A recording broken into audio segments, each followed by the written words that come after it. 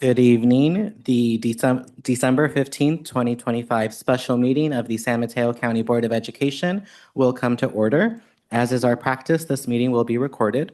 I note that Marco Chavez, Deputy Superintendent, Educational Services Division, is attending on behalf of Superintendent McGee this evening. The board provides remote access for members of the public and welcomes community members joining in person and remotely. The board is following the requirements of Assembly Bill AB 2449, which enables remote participation by board members only under specific circumstances. We use simultaneous interpretation in Spanish for those attending virtually through the end of public comment.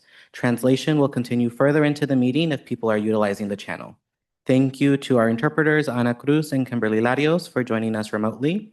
For attendees wishing to access the Spanish translation channel on Zoom, please click on the interpretation button on the menu bar. We ask speakers to be mindful of the Spanish interpretation and speak slowly and clearly. Item 1B is the approval of the agenda. Is there a motion to approve the agenda? So moved.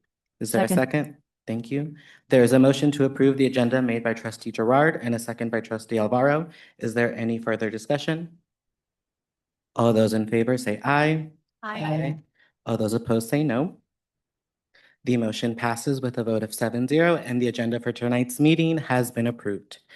Item 2 is public comment. Guidelines for public comment are available on the SMCOE website and in board docs and on the table outside the boardroom in both English and in Spanish. For speakers who require Spanish interpretation, our interpreters, Ms. Cruz and Ms. Larios, will interpret following each speaker's comments. The County Board of Education does not act upon any matter that has not been agendized except under limited circumstances as permitted by law. It is the policy of the County Board to refer matters raised in this forum to the superintendent for investigation and/or action where appropriate. Please note that the board will only take comments related to agendized items for this special meeting. For agendized items, speakers are invited to make live comment and will have 3 minutes to speak. Please keep within the time limits. To make a comment over Zoom on an agendized item, members of the public may use the raise hand feature. Instructions for using this feature are provided as an attachment on the board packet. Once your hand is raised, please wait to be acknowledged by Deputy Superintendent Chavez. Public comment addressing a specific agenda item will be heard after the board's discussion on the item. If members of the public wish to speak to a specific agenda item, then please use the raise hand feature when the item is announced, or if in person, submit a card in advance of the item. Cards can be found on the table outside the boardroom and given to a staff member when completed. Item 3A is the election of the board president. At this time, I would request that Deputy Superintendent Chavez preside over the election of president for the San Mateo County Board of Education for 2026.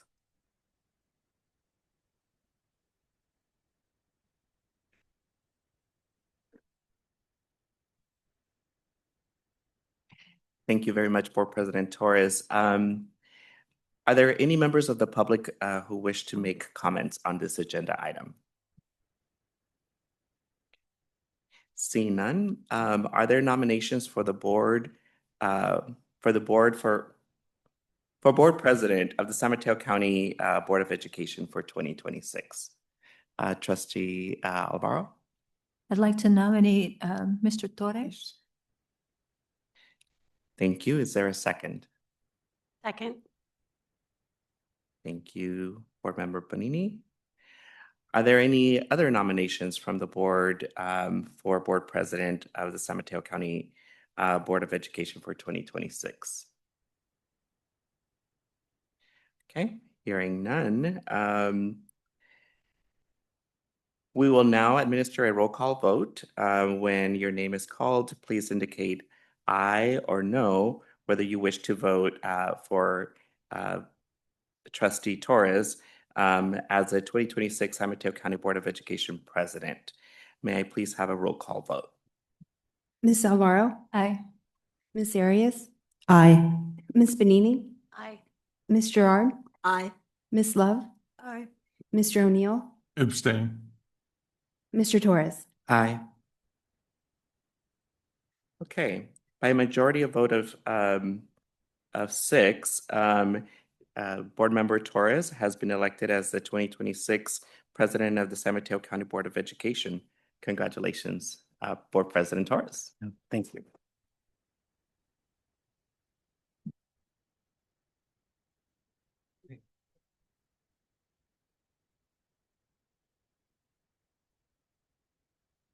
Item 3B is the election of the board vice president. Are there any members of the public who wish to make comments on this agenda item? I'm seeing none. Are there any nominations for the board vice president of the San Mateo County Board of Education for 2026? Trustee Love? Beverly Gerard. Thank you. Is there a second? Second. Thank you.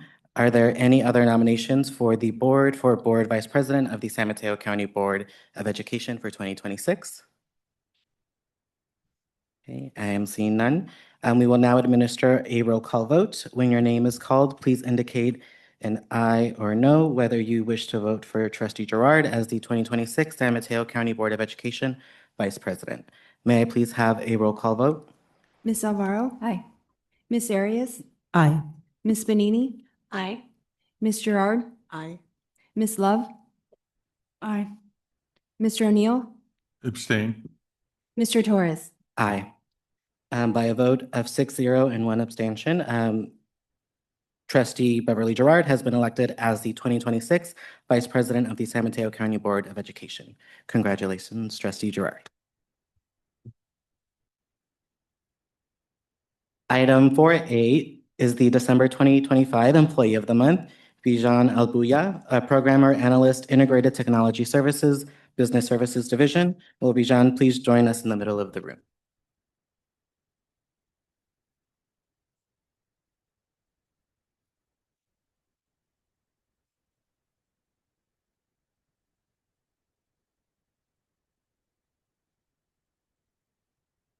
Yeah, very festive. I love it. So each month, the board and the superintendent recognize an employee for providing outstanding service. For the month of December 2025, we recognize Bijan Albuye, Program Analyst, Integrated Technology Services, Business Services Division.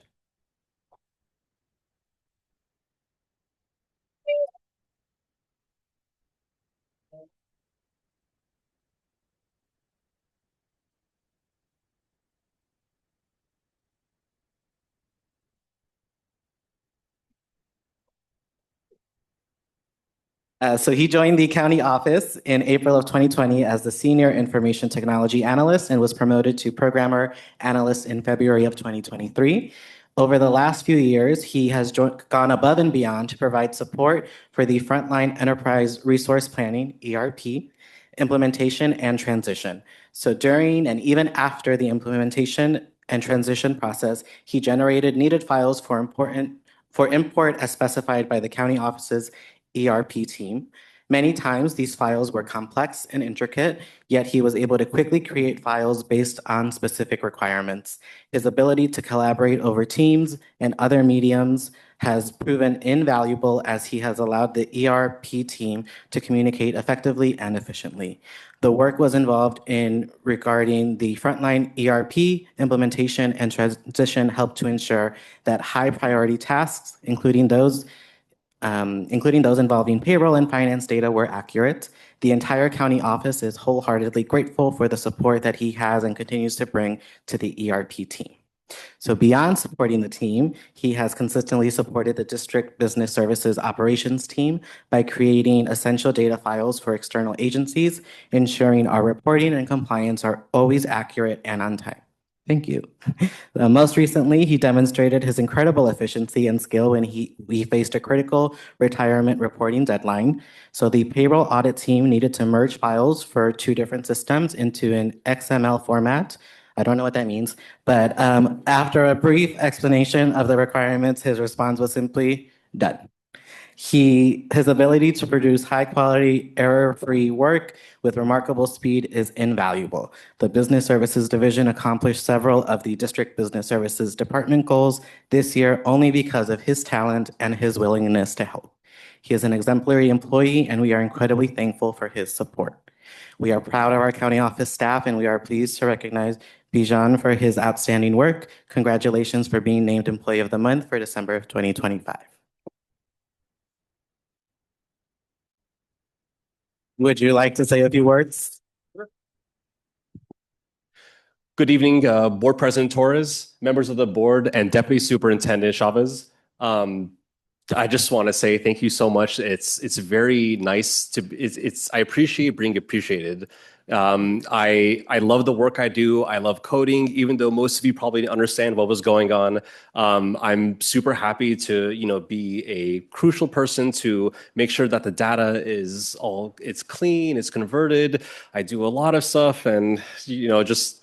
I'm happy that I can be appreciated for it. Thank you all so much. I want to give appreciation to my beautiful wife Asra, and having the skills and knowledge of all of IT behind me. I appreciate all of you. You guys are the best. Thank you so much. Well, we have this for you, and then the top is just in time for the holidays. So thank you so much. Thank you.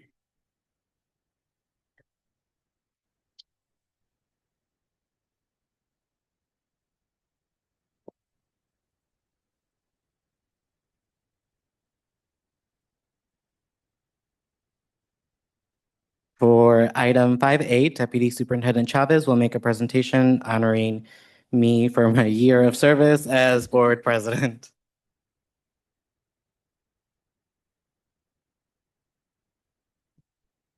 Yes.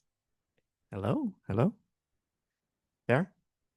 Well, it is an honor to stand up here and share to highlight some of the great work that you've done during your tenure as board president.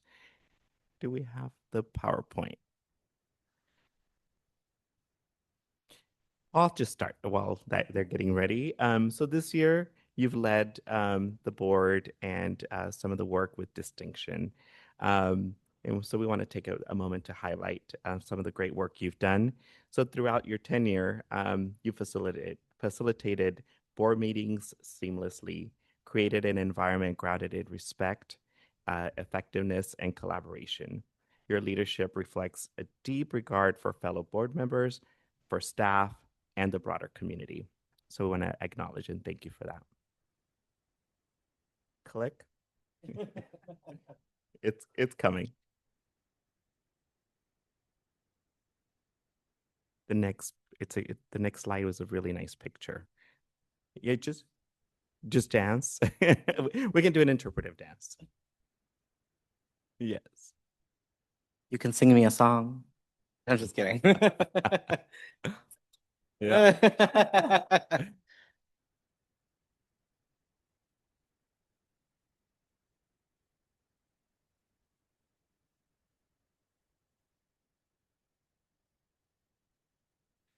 So I'll continue. Maybe I'll just go through the slides. The slides are pictures, and I think we can enjoy them. Also to highlight that you're a welcoming and collaborative leader. You lead with warmth and openness.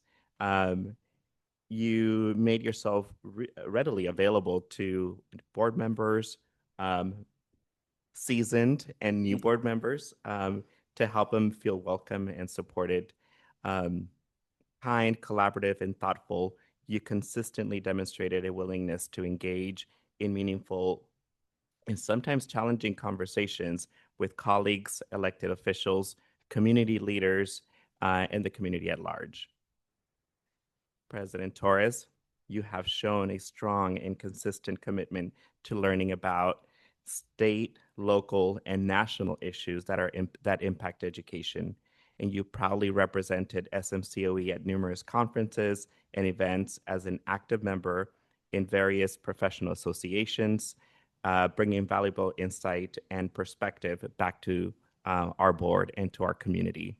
And I have had the pleasure of seeing you at those events.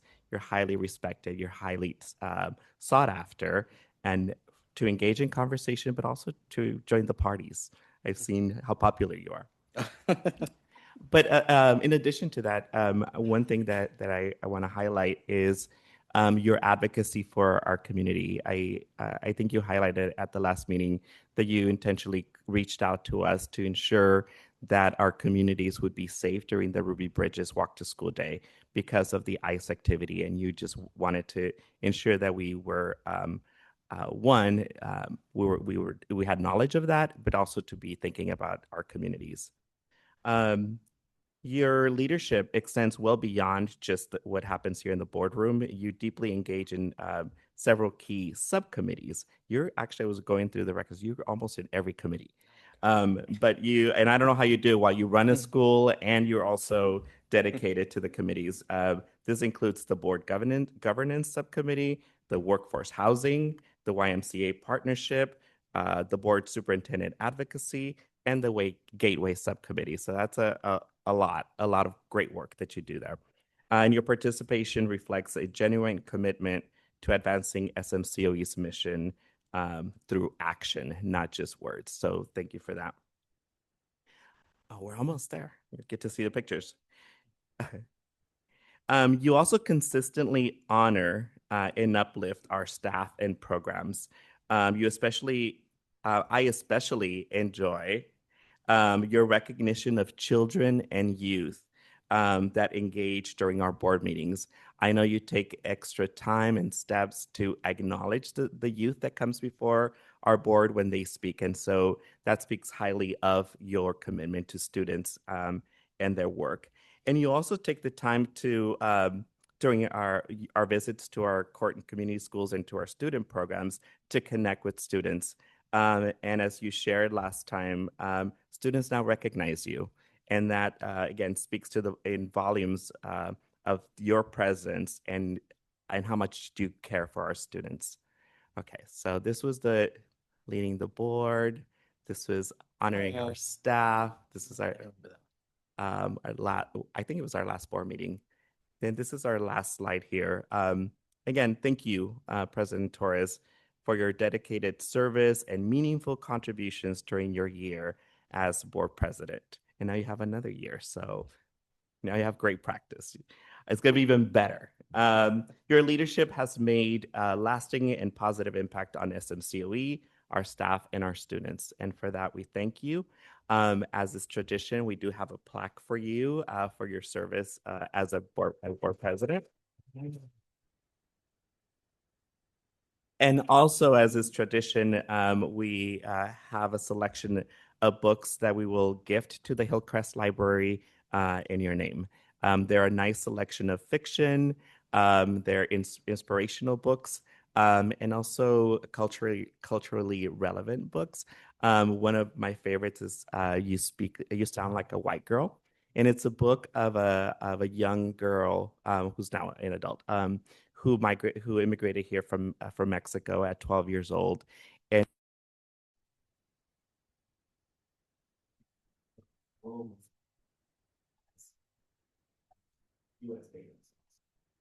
she then realized that having an accent is beautiful, and so she highlights in that book. And so I think it will resonate with a lot of our students.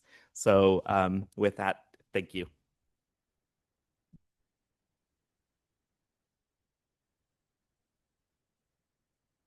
Thank you so much. It's a huge honor, and thank you for the presentation and those kind words, and for choosing books that I think reflect the ones that I would like our students to be reading. For item 6A, the board will take a brief recess in honor of me. So we will resume the meeting at 7:30. Thank you.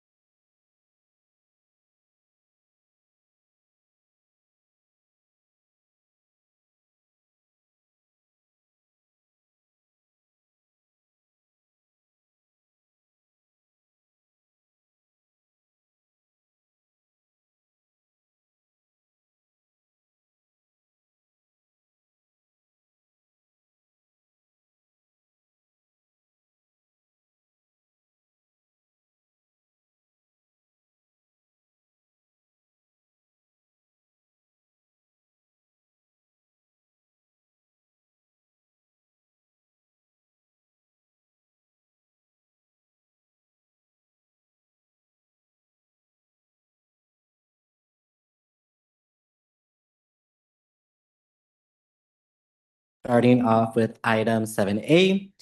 For item 7A, the board will move to closed session to hear Interdistrict Attendance Appeal 25-8, IAA 25-8, filed on behalf of a student currently residing in the Millbrae School District but requesting to attend school in the Burlingame School District. Before we begin, are there any comments from the public? No comments from the public. Thank you. Upon conclusion of the IAA, the board will return to open session to report out on any actions taken in closed session.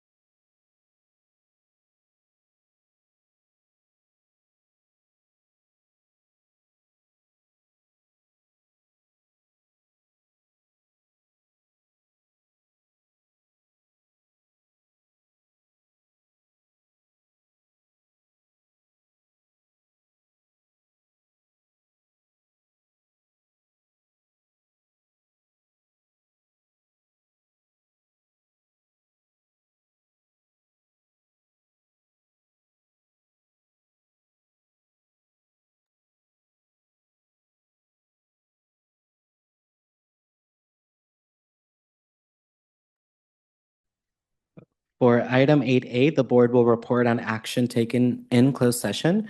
For IAA 25-8, the board voted to deny by a vote of 7-0.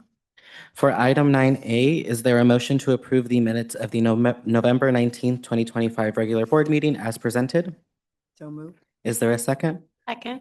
Thank you. There is a motion to approve the minutes of the November 19th, 2025 regular board meeting made by trustee Gerard and a second by trustee Benini. Is there any further discussion? All those in favor say aye. Aye. All those opposed say no. The motion passes with a vote of 7-0, and the minutes of the November 19th, 2025 regular board meeting have been approved. Item 10 is the consent agenda. The consent agenda is not debatable and requires a unanimous vote for passage. An item may be removed from the consent agenda and placed on the regular order of business for separate discussion and action if any member of the board, the superintendent, or the public so requests. Is there a motion to approve the consent agenda? So moved. Is there a second? Second. Thank you. There is a motion to approve the consent agenda made by trustee Alvaro and a second by trustee Love. Is there any further discussion? All those in favor say aye. All those opposed say no. The motion passes with a vote of 7-0, and the consent agenda has been approved. For item 11A, Kevin Baltima, Deputy Superintendent, Business Services Division, Minette Mineo, Executive Director, Internal Business Services, will both provide and present the 2025-2026 first interim financial report. Deputy Superintendent Baltima and Executive Director Mineo.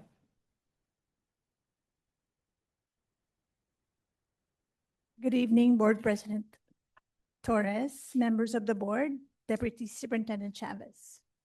Kevin and I are here tonight to present our first interim budget for fiscal year 2025-26.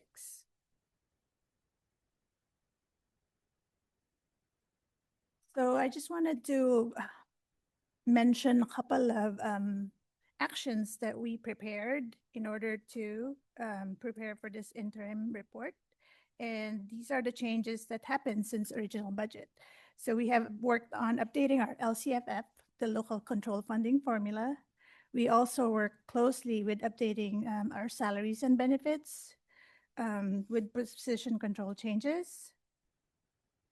We updated the programs, carryover amounts within our restricted programs, and also adjusted the beginning fund balances to match an audited actuals amount. And these were all done during our meetings, throughout our meetings with our program managers.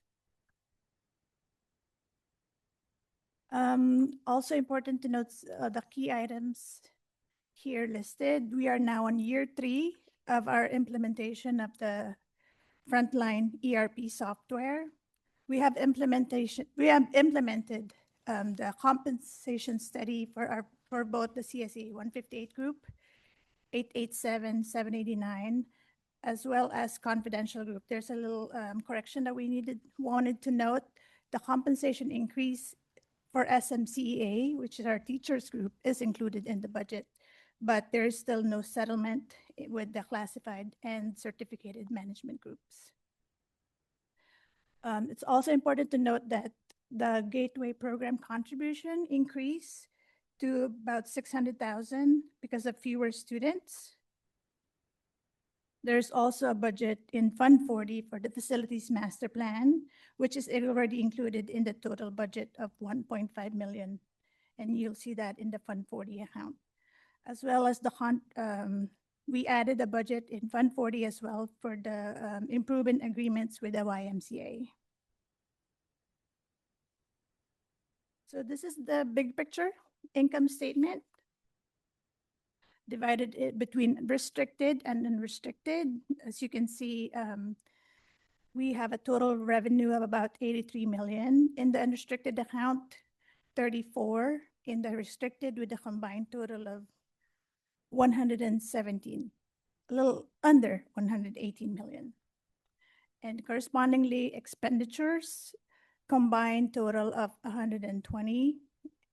And our ending fund balance in the unrestricted account is 980,521, and restricted with the negatives, about 40 million with a net combined change in fund balance of 940,532. So this is the income statement that's been modified and what's been presented in the past. So we just wanted to show you that even though this illustrates that even though we are getting LCFF revenue of about 74 in the unrestricted account, we don't get to keep all of that because as you can see, 39 million or close to 40 million of that is going back to the state in the form of excess property taxes. So that gives us a net total revenue from 83 from the previous slide in the unrestricted account of only 43 million. And correspondingly, total expenditures totaling 43, which gives us that same number in unrestricted of change in fund balance of 980,521. So it's the same illustration, just giving you that, highlighting that item in the excess property tax that we don't get to keep. So the next slides are just the pie representation of the combined restricted and unrestricted total revenues. So I just want to highlight this is an exact print or output from the new ERP system. So it's done in an instant. This was generated by Kevin on December 10, as you can see in the footnotes. So this is just the representation pie chart of how much of our LCFF is comprised of our total revenue.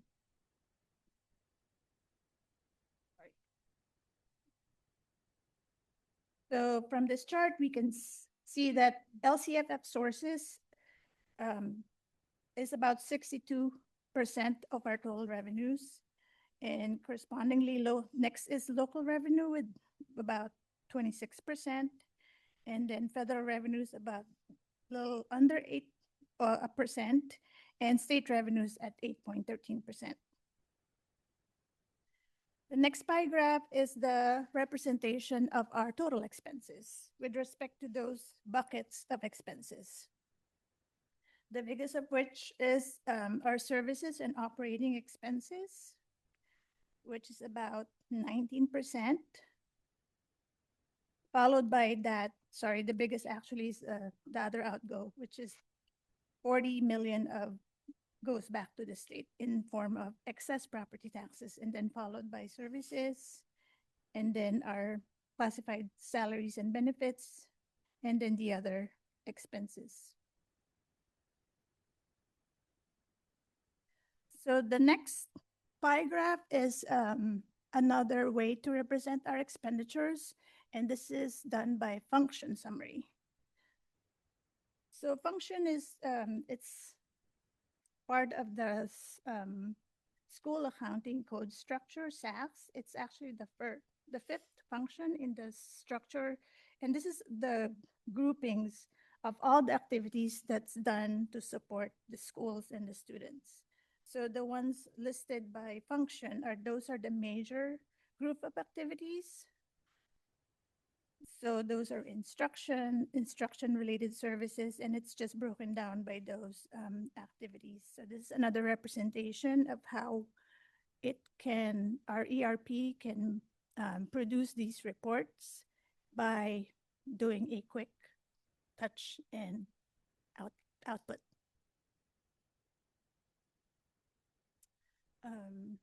This is another report that we're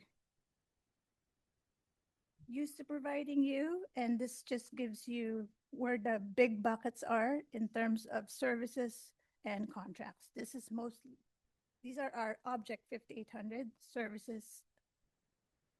So just want to highlight a few big ticket items. In the unrestricted, we have the outdoor education. We have the ERP financial system at 2.2 million. Transportation as the biggest in the unrestricted. And then in the restricted side of the house, we have special education, we have the San Mateo Health Commission. That's actually the Student Behavioral Health Incentive Program. as well as the transportation services agreement that we have with school districts. So in the unrestricted account, our 5,800 or service contracts is about 11.6 million. In the restricted services, it's about a little under 11 million.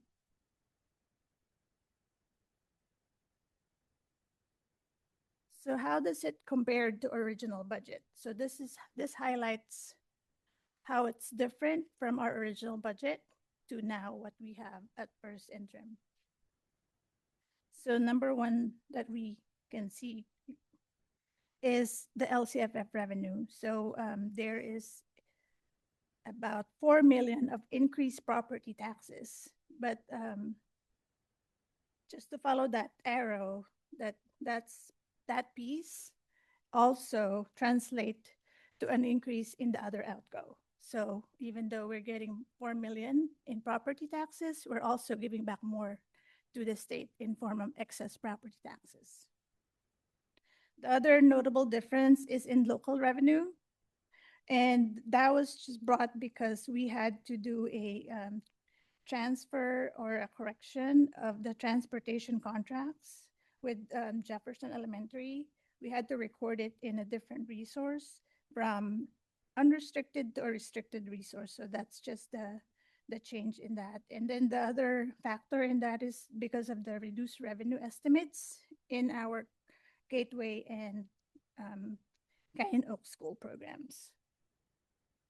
And then on the expenditure lines, you'll see that we have certificated, classified, and employee benefits changes. And I just want to highlight that these are not very big swings. And I want to give that credit to our staff because of the way we worked with the new system. We were able to work efficiently in how we determine the position control changes, and we're able to make those adjustments with the enhanced ERP system. So consequently, the services with transportation contract that we have for Jefferson Elementary also had to be transferred out. And that's what the big swing or big change was under services. And then, of course, the increased property taxes. So that gives us the differences. I will now pass it on to Kevin, who will continue with our slides.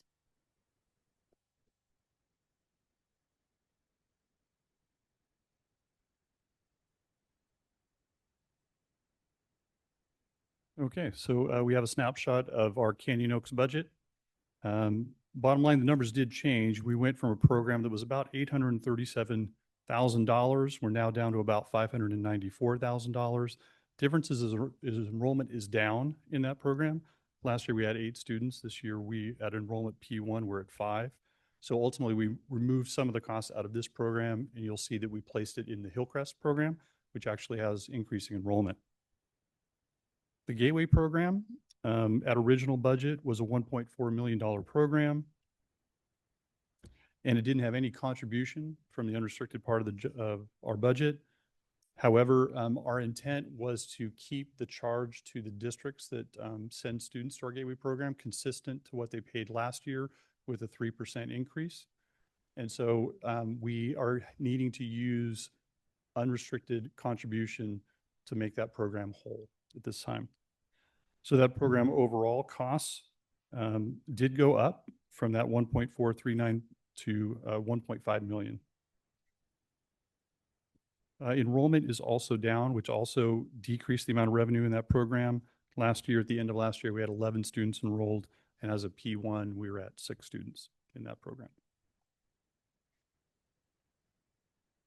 Looking at our Hillcrest, we can see that overall the program has increased, went from just under 1.3 million. Now it's over $1.44 million.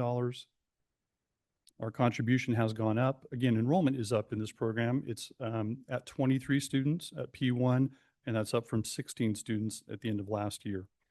And some of the increased costs, as we mentioned, were a transfer of costs from the Gateway program into this program at Hillcrest. And I'm sorry, those are a little small to look at on the screen. Our intent is to try and print out reports directly from our financial system so that we're not putting them into a spreadsheet. We'll work on that a little bit. Maybe you can read it, when you have it in your hand, but I do acknowledge that when you look at it on the screen, it's a little small. But looking at our multi-year projection, because not only do we pass a one-year budget, we're always looking 3 years out.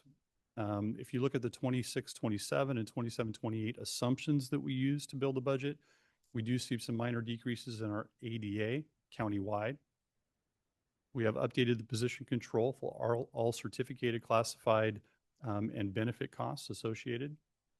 We did just an estimate of our step and column costs at 1.5%. We also acknowledge we potentially have retirees, and when they move from the higher end of the salary schedule, we're hiring typically at a lower end of the salary schedule, so there are some savings in that area, so we acknowledge that. We make adjustments to services, capital outlay, and transfers related to the ERP implementation. This is the last year of that. STRS is not increasing in the out years. It's stable at 19.1%. For those of us who lived over the last 10 years and seeing those large increases, that's a welcome change. And our PERS employer costs, we are seeing slight increases at 27.7 and up to 28.3%. We do increase our supplies and services by a CPI factor of 2.86% and 2.81%. And that really should be for 26-27 and 27-20, or yes, 26-27 and 27-28. So looking at the multi-year projection, this is for the unrestricted side of the budget only. We are showing a net increase in fund balance of a positive $980,000. But then we do see some deficits in the out years. And there's some assumptions there of increased salary and implementation of the class and comp study. Overall, though, we are well funded. Our reserve amount is at $19.9 million. We maintain all different components of ending fund balance, including a board reserve at 5%. The state required 3% reserve for economic uncertainties, and we have an undesignated amount estimated at first interim of $7.9 million.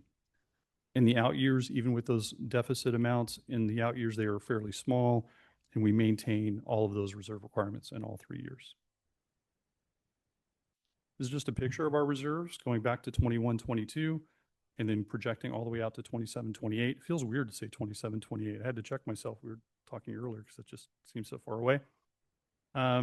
So those first 4 columns are actual numbers. And then for 25-26 and the last 2 columns, those are our estimates in our MYP. And you can see that we maintain all those reserve requirements, and we have an unassigned amount that's fairly consistent over the 3-year period, even with an overall decline in estimated fund balance. So in conclusion, again, we're at the last year of our ERP system. This budget was built using that system. We think it provides more accuracy. It definitely, in my opinion, connects position control to estimated costs. I would acknowledge that Rollins Road, property that we owned, has not leased yet. And so we're continuing to try and work with a broker to lease that property consistent with the recommendation from the 7-Eleven Commission. Negotiated settlements, the negotiated implementation of the classification and compensation study has been complete for CSA 158 and 887 and confidential employees only. We do need to negotiate the implementation related to our teachers, SMCEA, and our unrepresented management groups. I already mentioned this is the last year of the ERP, and overall SMCOE is in a very enviable position of being very financially healthy. So with that, I'm open to any questions. Are there any comments or questions from the board? Trustee O'Neill? Going back to this slide that says items of importance, I just want to clarify a point that's there. It says Gateway program contributions increased to 622,152 with fewer students. And that was just in the effort to minimize the additional costs because of the overhead to the LEAs, correct? Yes, there's really 2 things going on. One, we have fewer students, so there's Right. less revenue coming in. And two, we chose to maintain the cost per spot because we actually charge per spot for districts to remain consistent to what they've been paying in the prior year. We did add a 3% increase to it, but to maintain that consistency and to fill up the gap, we're using unrestricted dollars to do that. Okay, I appreciate that, trying to keep the costs to the local districts, you know what I mean? Thank you. Other comments or questions? Trustee Love? Yeah, hi, thank you. Excuse my voice. When I was at a recent conference, I asked the Legislative Analyst's Office about excess property taxes.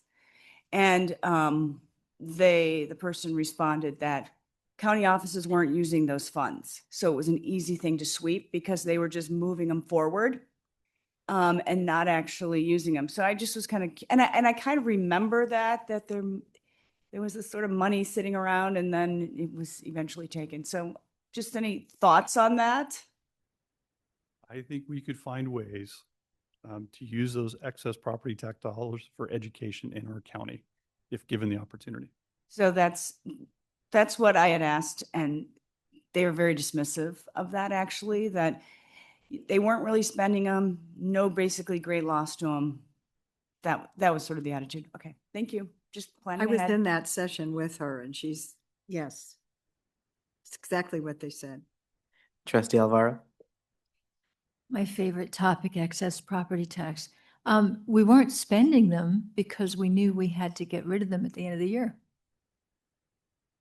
Had we spent them, we would have had to go find the money someplace to pay back the state. This is before, I think there was in like 2014 or 2015, this fix where it started going to the courts. But before that, it sounded like, right, was the issue. That they hadn't been doing it. So that's why it wasn't. They hadn't swept them, but we knew it was coming, and so they were in a savings account because, yeah, anyway, I'm sure it was just, you're right, it was just like, oh yeah, you're not spending them. We should have them for some other use. Other comments or questions from the board? Trustee Benini?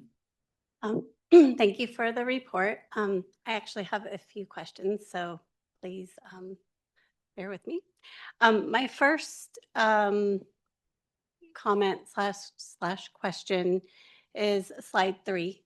And I'm cognizant of the fact that we have a presentation this evening about the facilities master plan, and that we've been given additional information about this. But this is, in fact, the first time this has come up on a presentation to the board. And it wasn't on the October 8th. It wasn't on the June 25th.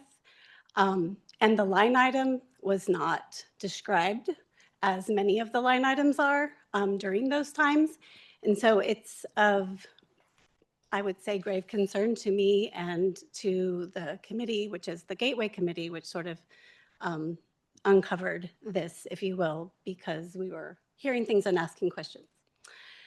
So, I just first want to point that out and ask why, I guess, is my question on this slide. Like, why is this the first time it's officially here? I think the challenge is always, how do we provide the board enough detail where you feel comfortable voting for it? And we tend to focus on the general fund.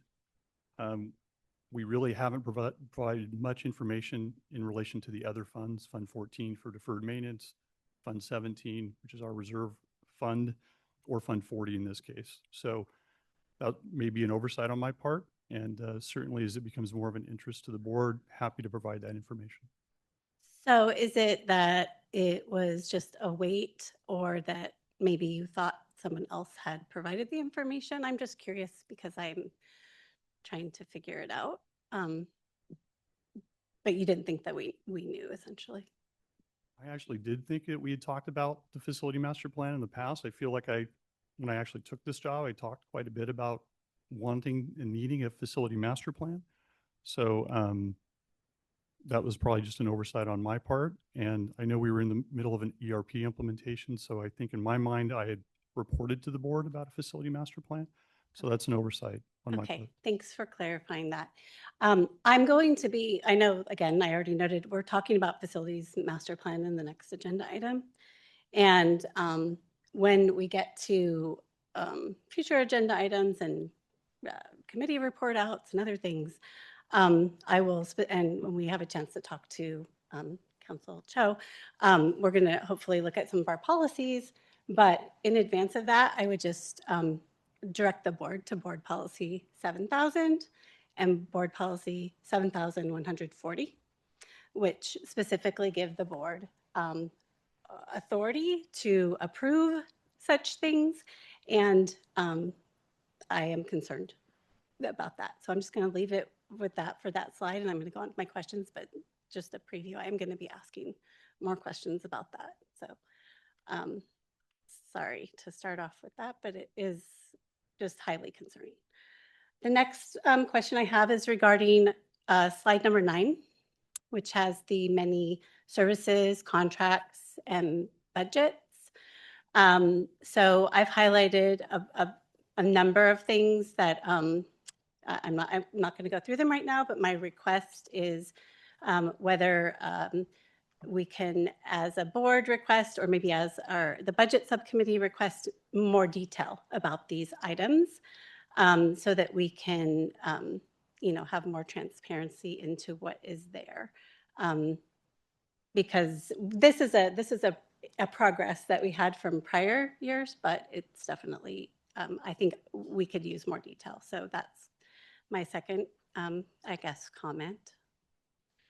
My next one is regarding slide number 16, which is the way that we see these reserves. Can you clarify that these are the reserves that we have to keep? Is that what this slide represents? Because I'm always confused by this slide, because I know we have like Fund 17 and Fund 40 and a lot of other funds with reserves, or other funds, but I don't understand this slide. So I want to just, for my own knowledge, just understand, is this like what we have to keep?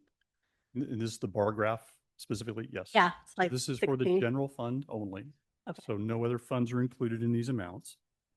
And the restricted is the restricted portion of the budget that we talked about earlier. So those are restricted by nature and have to be reported, spent according to whatever grant or program required it to be spent on. And then we have a reserve for economic uncertainties. That's the 3% that the state is mandates that we keep in reserves. Then we have a board reserve, which I think we began in 23-24 or 22-20. I have to check that date. But we added a 5% board reserve. And then assigned are for things like unrestricted lottery money that has to be used for textbooks, for instance. So we want to use that for textbooks as unrestricted in nature. So we assign it for that purpose. There are non-spendable. Non-spendable typically are things like prepaids, things that show up on the balance sheet and under fund balance, but will be spent in the next year. It may be petty cash or stores inventory. So they are non-spendable by kind of definition, according to generally accepted accounting principles. And then what's left is unassigned. Okay, thank you. So given the other funds that we have, the reserves, I guess my question is, I know that I can look at the detail and hopefully see where those fund balances are. I guess my question is, in future, can we see that in a slide, right? What the total amount of reserves is? Because I think it's more transparent for all of us, including the public, to know what that total amount is, because it's, you're going into various different accounts. So that's a request on that. Sorry, I have a couple more. One, my next question really is just around, I'm on kind of your conclusion slide, and I have a couple of points. So one is, I think that it's great that we have a budget subcommittee and that we have a budget study session.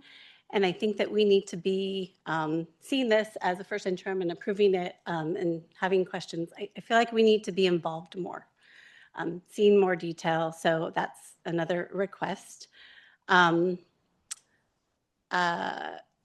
I recall, my next point on this one is I recall a prior conversation I think it was in June or probably in October, where we were talking about our budget being aligned with the strategic plan.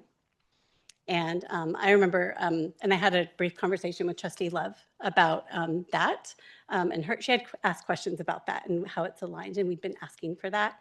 And so I'm just interested in raising that again as we're talking about the budget, that we see that more. It's also been an ongoing request for like agenda items generally, but you know, I want to focus on the budget here. And in just conclusion for this for now, because I'll raise, as I noted, some other things when we talk about the facilities master plan. I am curious about whether we have specific plans or whether we're moving forward on specific plans for Rollins Road. If it's, I know the last time we talked, it was regarding having a maybe a realtor, broker assist, or whether we might need to reconvene the 7-Eleven committee, or whether we might need to consider using the property for something else that's education related. So I'm just throwing that out there and asking, like, have we thought about that, or is it on the radar? Yes, it's on the radar. One, I think I noted earlier, we haven't leased it yet, but we are working with a broker to do that. But to your point, I think there's a connection to the facility master plan here about Rollins Road and how it potentially could be used, maybe for an education purpose. So that is part of the kind of analysis overall, because it is an asset that the organization owns. And although the 7-Eleven committee made this recommendation a number of years ago, it doesn't mean we can't go back to that committee and say things have changed. Here's our new position. We hopefully have a facility master plan that we can show with input, and this may be a different recommendation. Okay. And I just remembered there's one more thing. So just in conclusion, when we're talking about the facilities master plan, about items, noting that this came up with the Gateway subcommittee, I have already expressed my, let's just say, my concern. I've sent many communications about it in terms of what is in the current budget that we're looking at the updates for. And I just want to express my more than concern, like my dismay, because when we approved the budget in June, there were conversations that were had in budget subcommittees and all the other places. And I specifically asked before we approved the budget whether we were allocating funds for facilities, because there was significant pushback on that in our conversations with the board as a whole and in our budget subcommittee. And I feel like I was told that there weren't. And so I just want to express my, my disappointment in that. So that's all I have for the moment. Yeah, thank you. I'll just add for the questions in regards to facilities master plan, Trustee Benini was speaking on behalf of the the Gateway subcommittee, and the conversations that we've been having in regards to this. So thank you. Are there any comments from the public? No comments from the public. Thank you. Is there a motion to approve the 2025-2026 first interim financial report? So moved. Is there a second? Thank you. There is a motion to approve the 2025-2026 first interim financial report made by Trustee Alvaro and a second by Trustee Love. Is there any further discussion? All those in favor say aye. Aye. All those opposed say no. The motion passes with a vote of 7-0, and the 2025-2026 first interim financial report has been approved. For item 11B, the board will receive a report on the SMCOE Facilities Master Plan. Deputy Superintendent Baltima is here to provide some background context and introduce the multi-studio presenters. So good evening, Board President Torres, members of the board, Deputy Superintendent Chavez. In April of 2025, SMCOE issued a request for qualifications, a request for proposals for the development of a facility master plan for the county office. We received 5 responses, and we interviewed 3 architectural firms. SMCOE had a committee that evaluated the submissions and interviewed the responsive firms. At the end of the process, the committee recommended multi-studio, and we entered into contract for the development of the facility master plan. The proposal from Multi-Studio met all the requested components of the RFP.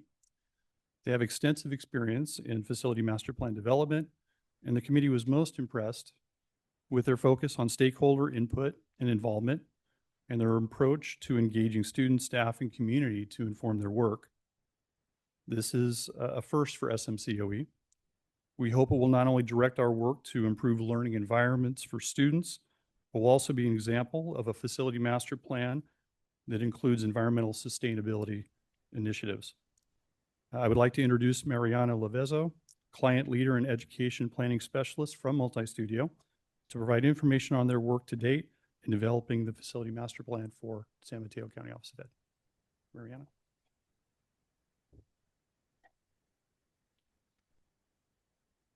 Good evening, President Torres, and I guess I should lower this, then I don't have to be on my toes.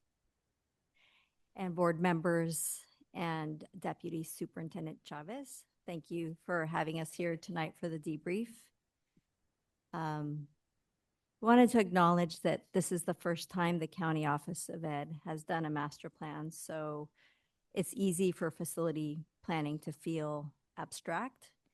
And to make it more concrete, we could simply think of it as 4 questions: where, what, how, and when. So where do we invest? In the 4 campuses that are in our scope, and at Twin Dolphin, potentially. And so what do we put money into? Well, at the school sites, it's starting from the site perimeter, safety, outdoor learning, outdoor play, the building structure, the systems, interior spaces, furniture, and equipment. And then how much do we spend? So each project will be categorized as either a light touch or a deep modernization or a reconfiguration that's moving walls around, so that's structural, or new openings that cost more than a modernization, or new construction. And so when will these investments happen? Which projects will go first? Which projects will go last? Because cost escalation is a factor that needs to be accounted for in the master plan. So the purpose of today's debrief is to support the Board of Education in answering these 4 questions by triangulating 3 lenses: the human lens, the technical lens, and the policy lens. So Anton Blewett, sitting here, of RSSC, Principal and Engagement Specialist, he'll speak to the human lens. Scott Hansen, who is online, our funding analyst from TRI Group, he will speak to both the technical and the policy lens, sharing with us the analysis of funding that shows the funds that are on hand and the funding opportunities and how the facility condition assessments play into that. Unfortunately, Rob, our principal senior mechanical engineer, threw his back out yesterday, so I have his speaker notes and I will channel him as best I can to talk about the sustainability initiatives.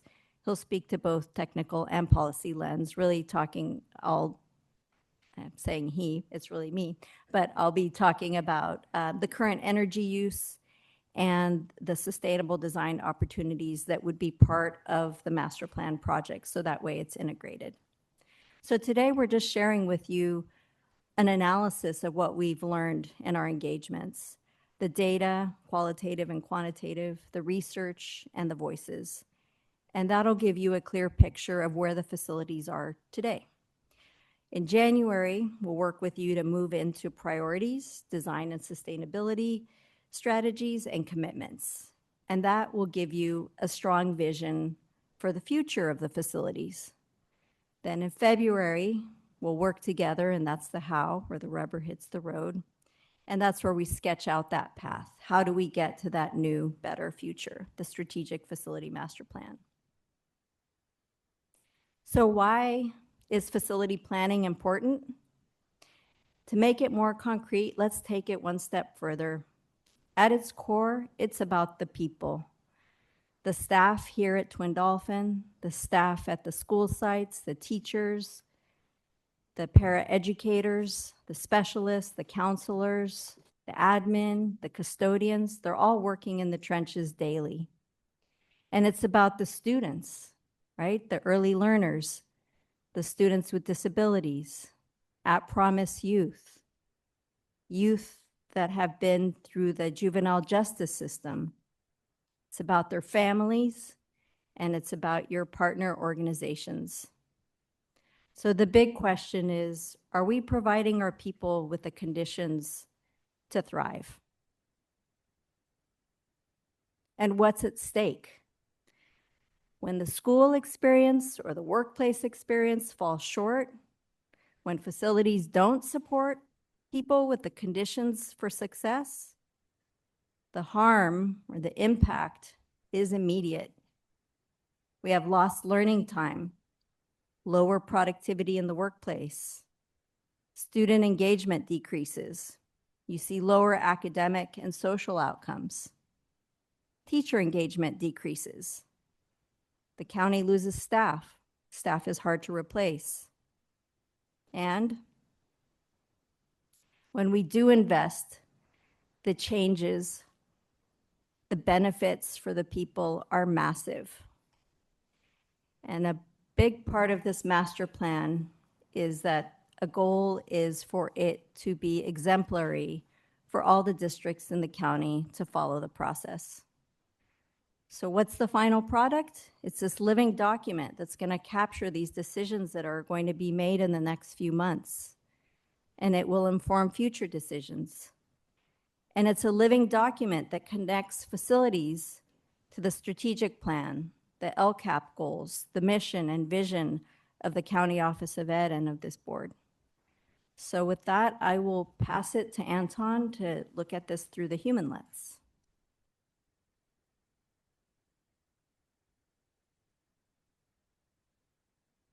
Hi, good evening all. My name is Anton Blewett. I'm a senior education planner with RSSC. RSSC was founded by Dr. Regina Stanbeck Stroud.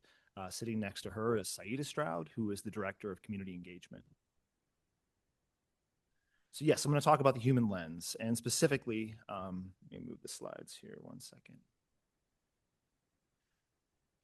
As Kevin mentioned, a big reason why we're here today is the degree to which we brought your community into the planning process. So I'm going to talk about that process as well as some of the insights we've learned. I think it's really important, though, when we talk about the human lens or we talk about facility planning, we always start by connecting it to the strategic mission. And I've also decided to include your equity statement.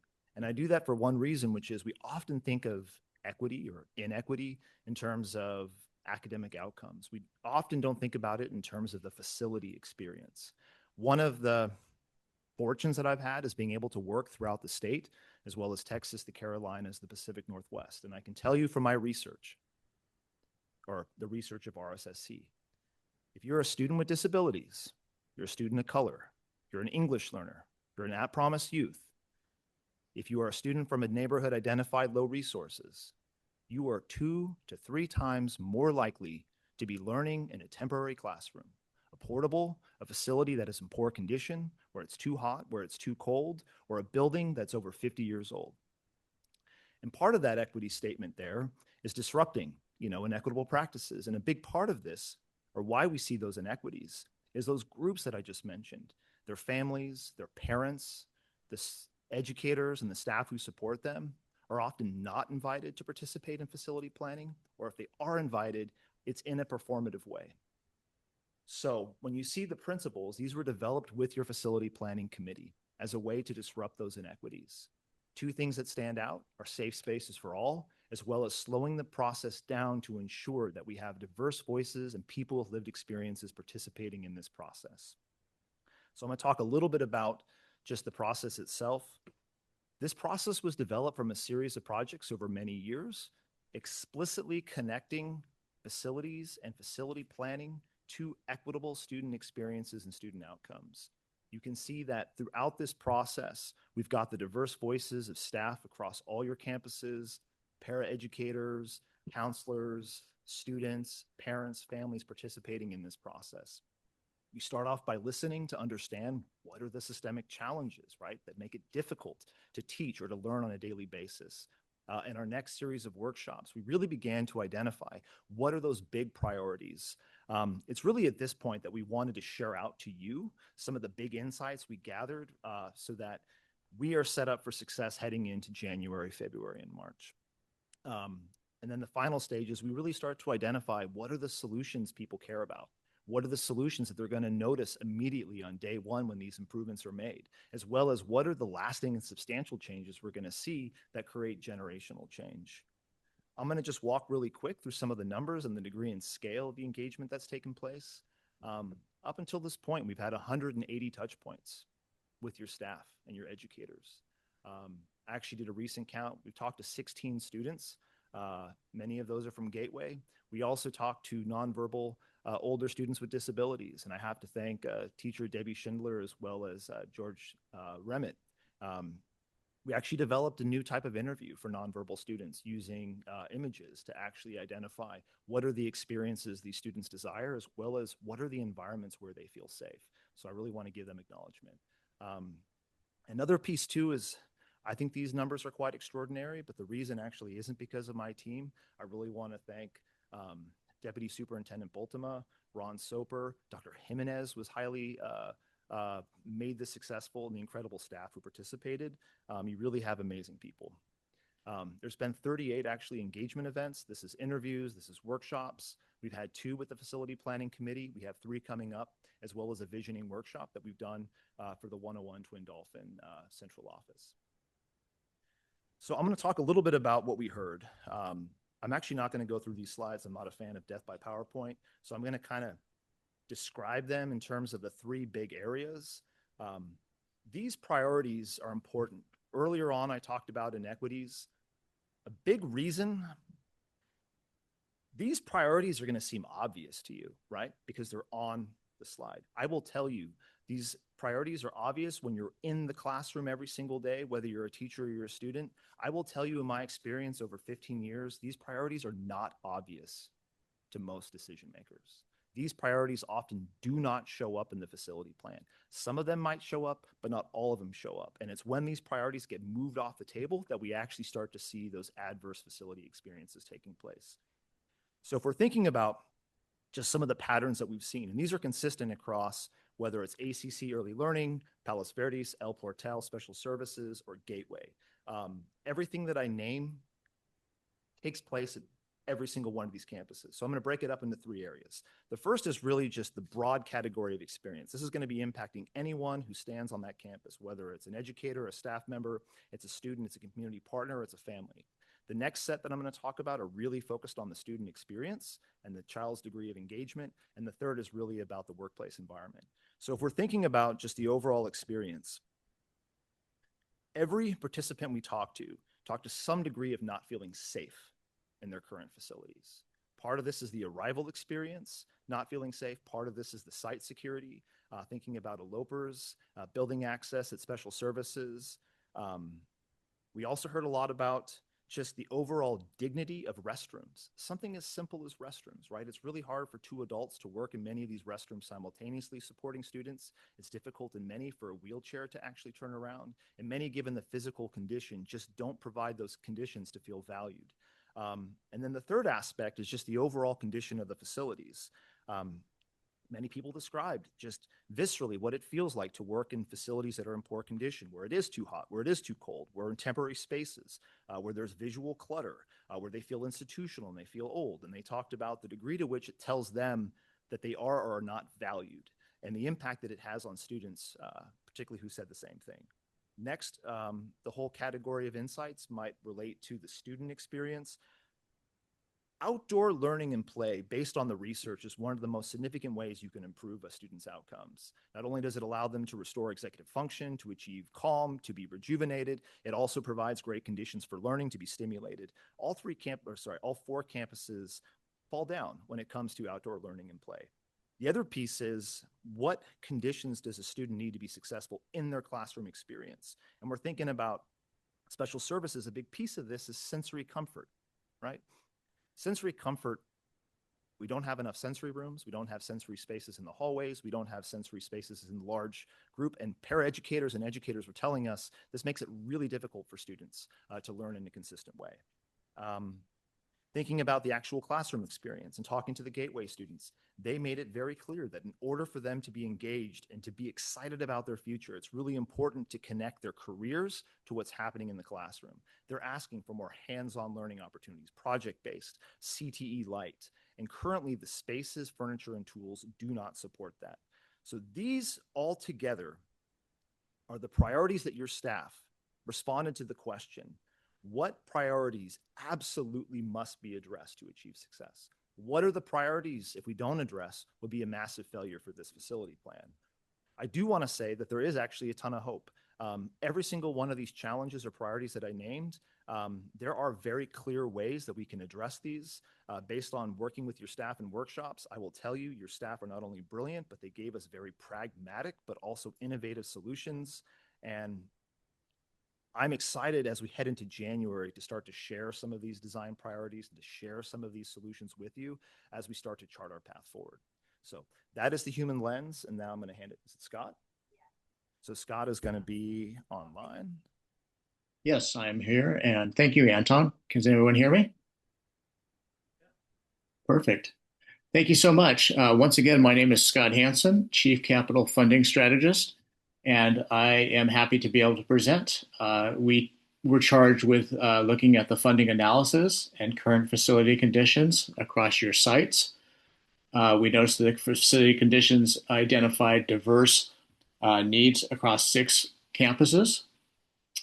El Portal and Palos Verdes, both very aging facilities from the 1960s, well over 50 years old.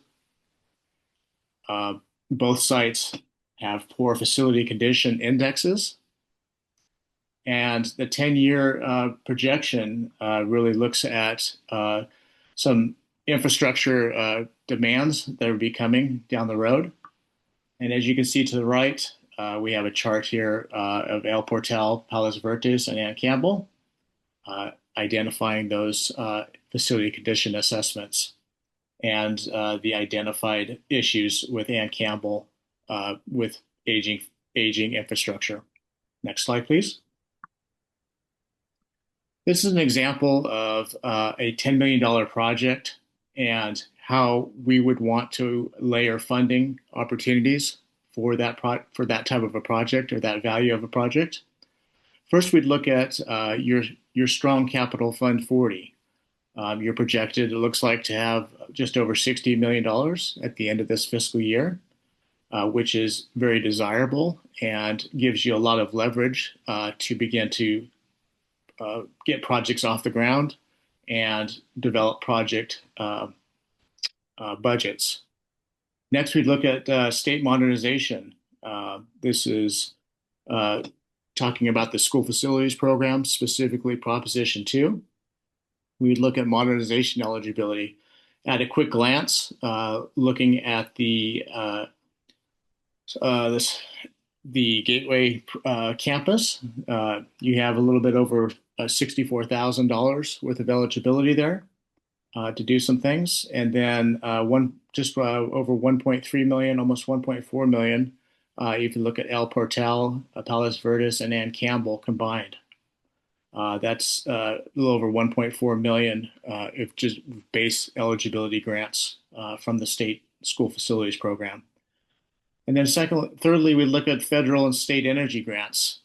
This plays into your energy sustainability, and applying for those grants would give us a strong foothold in offsetting those local funds spent out of Fund 40.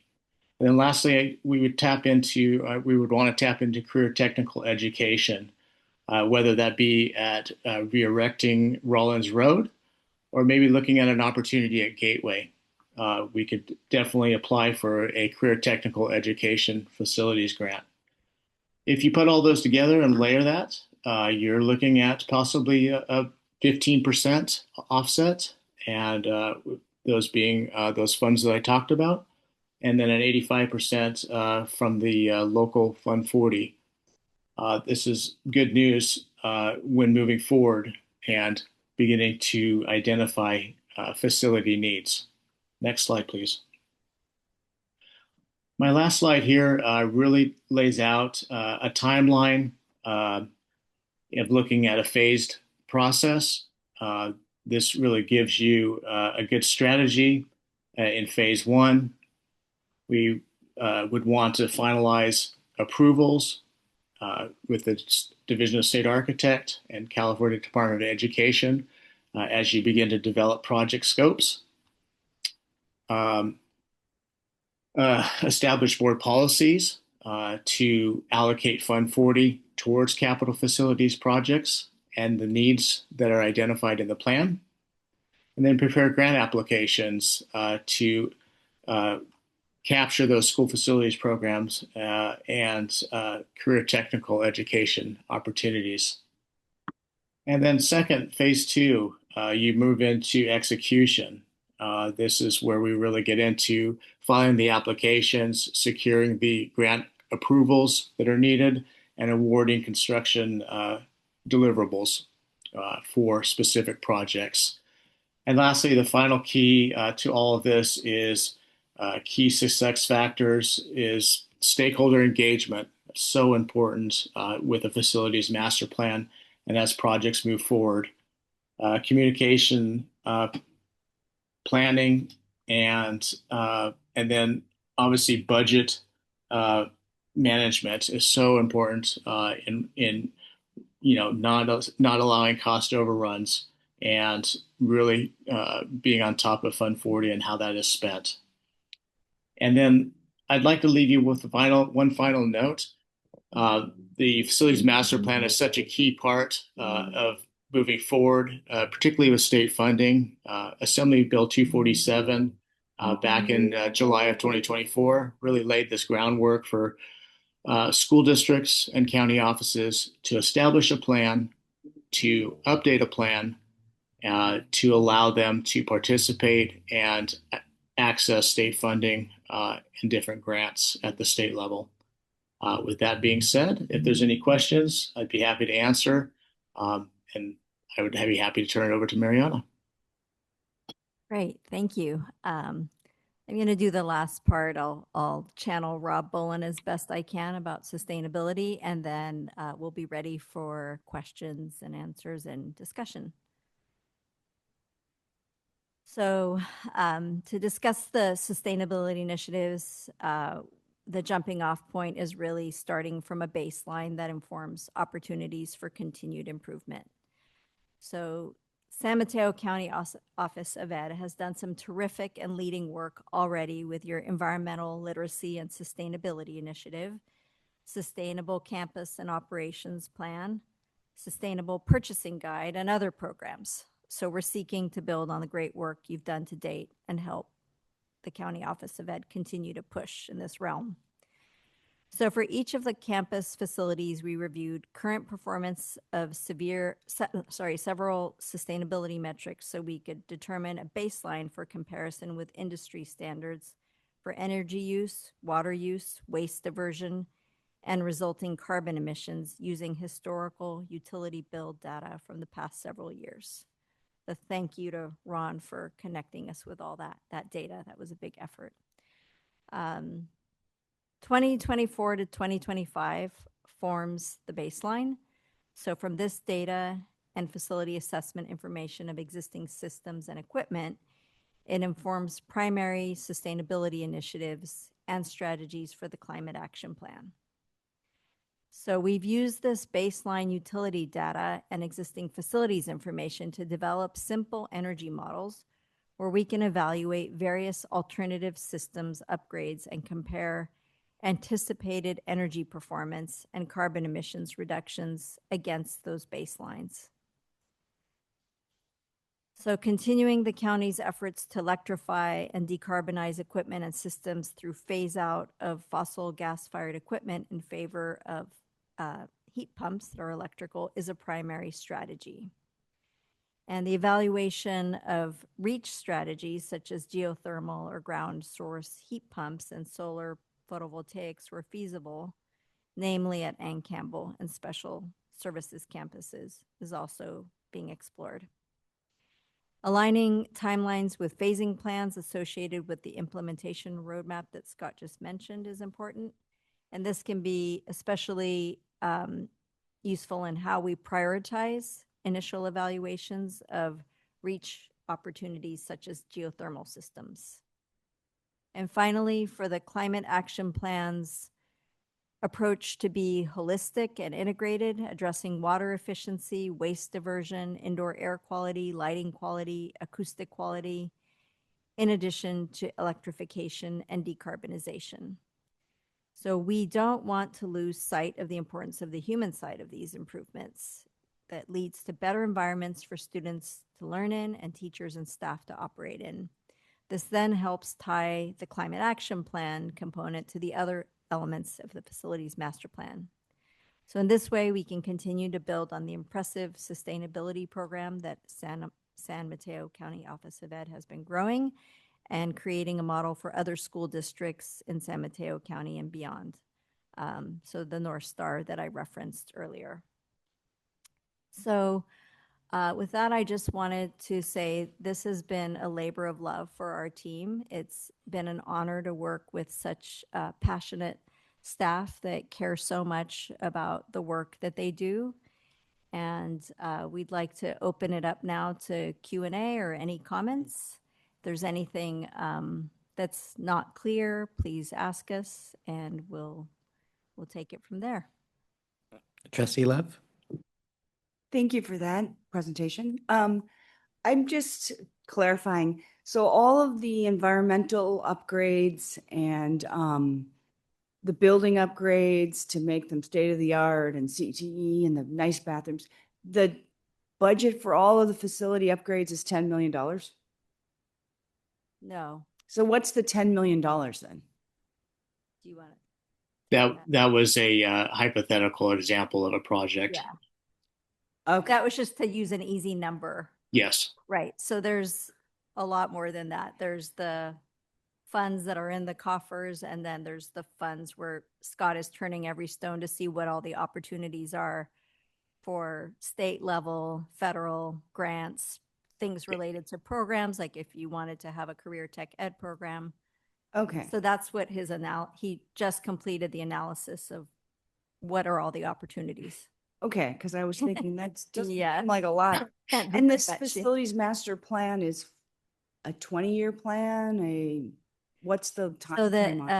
that Proposition 2 requires districts to update them every 5 years now. It used to be a recommendation by the California Department of Education, but now it's an actual requirement to go after state funding.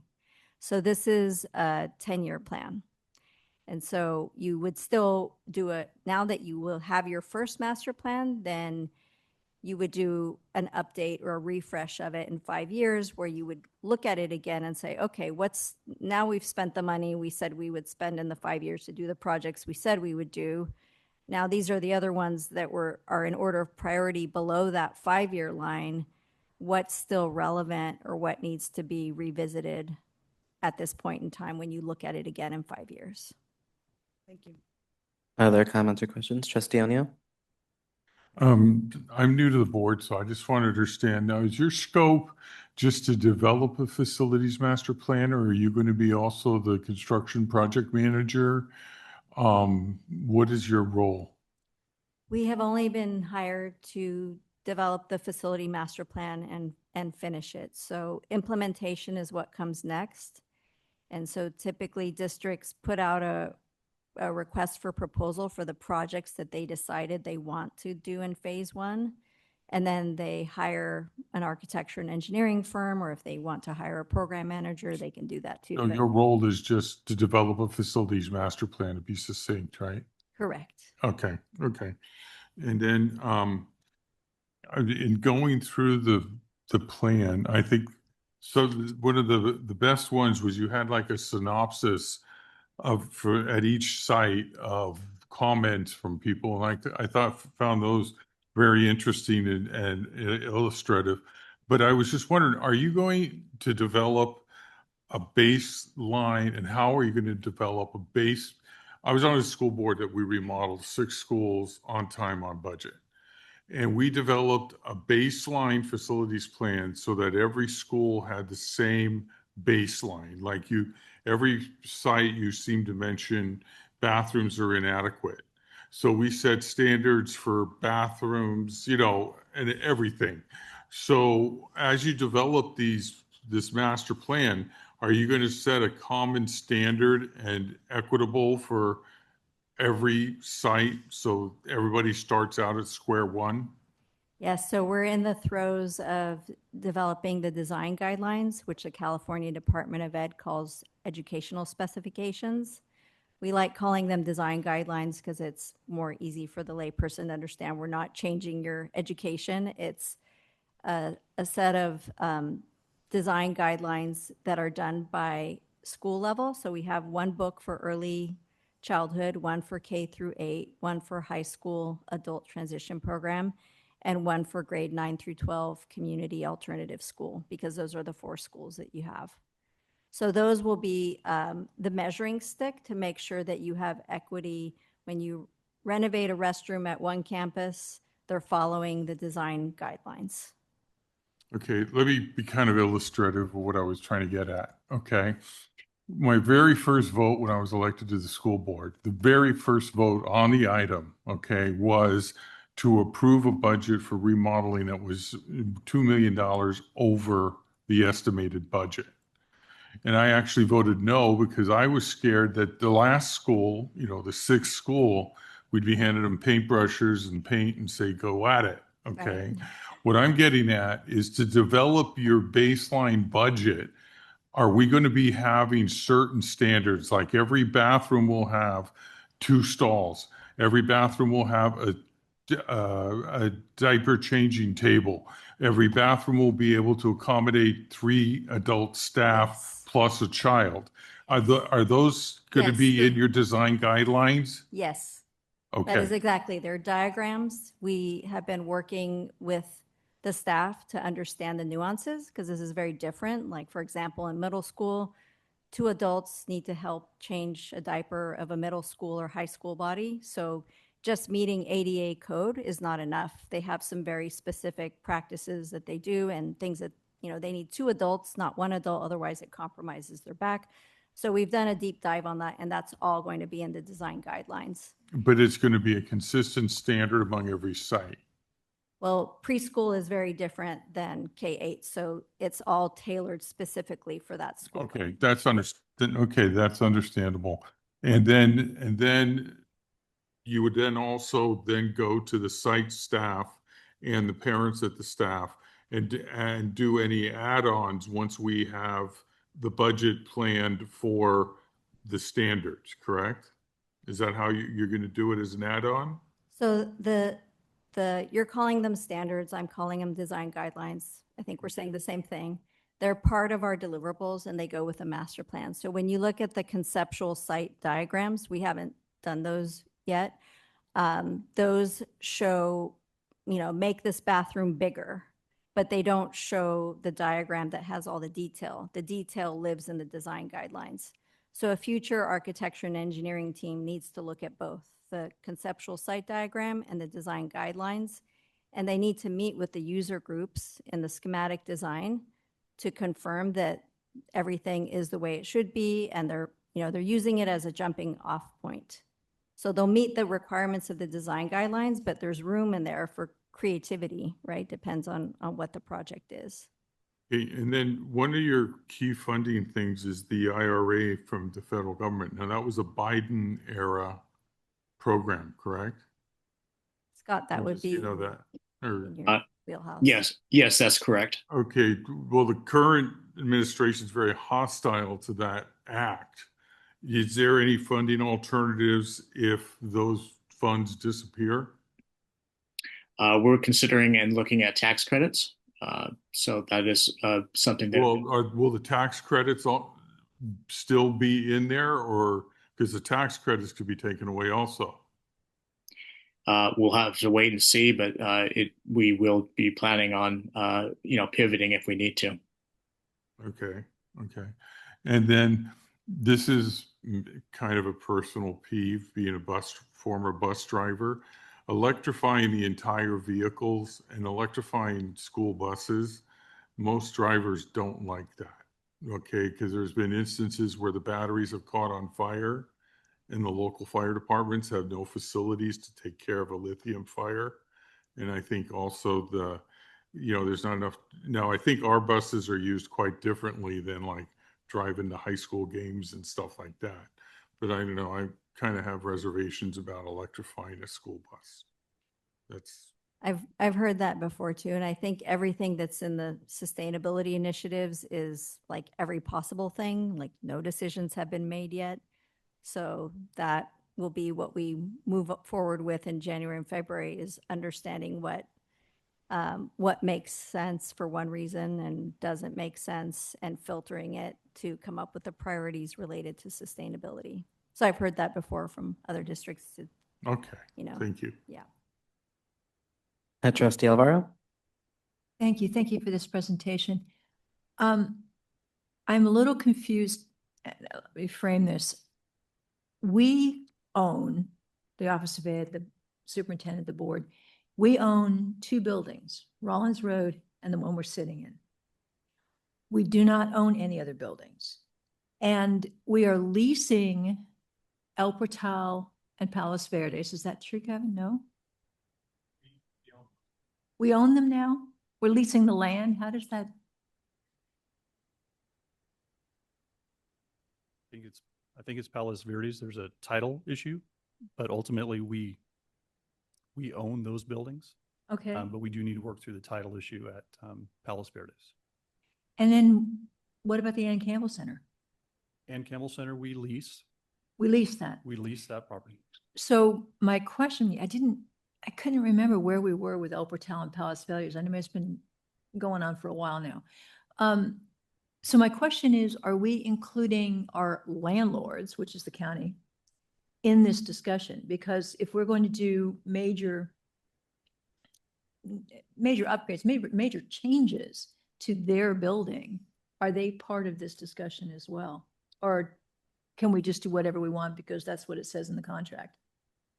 No, I think we'd want to engage them, but I think we're looking programmatically at those facilities and how they're being used. Yeah. If that still makes sense. And we have two leases, one for Ann Campbell Center and another for the Gateway program. So, but the Gateway, at least, I know we lease the land, but I think all the portables belong to us, right? that's my guess. I would want to confirm that, Yeah. but I believe it's. So they're all a little bit of a mixed bag, but I would just want to make sure that as we go ahead, we make sure we include the people who might say, wait a second here, in the discussion. And then just for clarity, I would also like whatever presentation comes next, if it could be labeled which ones we own and which ones are leased, just so that it's. We have a matrix in there that took a while to do the research that shows like land use and program. Is that what you were looking at? It showed how many, like Ann Campbell is month to month and Gateway has a longer lease. Palos Verdes and El Portal are owned. Rollins Road is owned. So there's a matrix in there. Sorry, I don't know what page it's on. Yes, I know which one. I have to find it. Trustee Gerard? Yes, actually, my concern is that the board just found out about it. And so my question is, why weren't we included in the initial, maybe not planning, but at least have been involved in some meetings? Because we didn't know. We found out it by mistake that this was all going on. We didn't know. So you can, but I can answer too. Like in the timeline that we submitted, we showed starting it in July, which is an odd time to start a master plan, but we thought we'd try it. And so the community engagement got greatly shifted because we had to wait for people to come back from vacation for the schools to be able to do that. So in that original, our response to RFP, we always showed having this meeting and then having a workshop and then another debrief. So we still have that. It's just that the community engagement took much longer than it was supposed to, and we wanted to wait to finish that part so that we could share the outcome of that so that you can participate at the fullest extent instead of showing you something piecemeal much earlier on. So we're following the same schedule that we submitted in our proposal based on our process. It just, this meeting got delayed because the whole schedule shifted. That's completely my fault, honestly. I did not do a good job of communicating with the board at the front end of this. I mean, I have been talking about a facility master plan since I've come to this organization.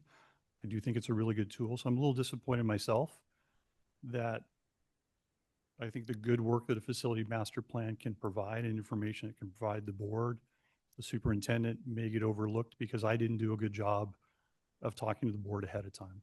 And I'm sorry for that. You shouldn't have found out. We shouldn't have found out from a community member. That's my point. That knew somebody that worked for this company and said, oh, why are you working with them? And we're like, what? We're not working with them. Yeah, you are. They're out talking to your people. And it's embarrassing, plus the fact that it's part of our job. And maybe we wouldn't be involved in the actual interviews at the time, but it would have been nice to know they were going on. So I apologize for that. That is solely my fault. Trustee Bonini?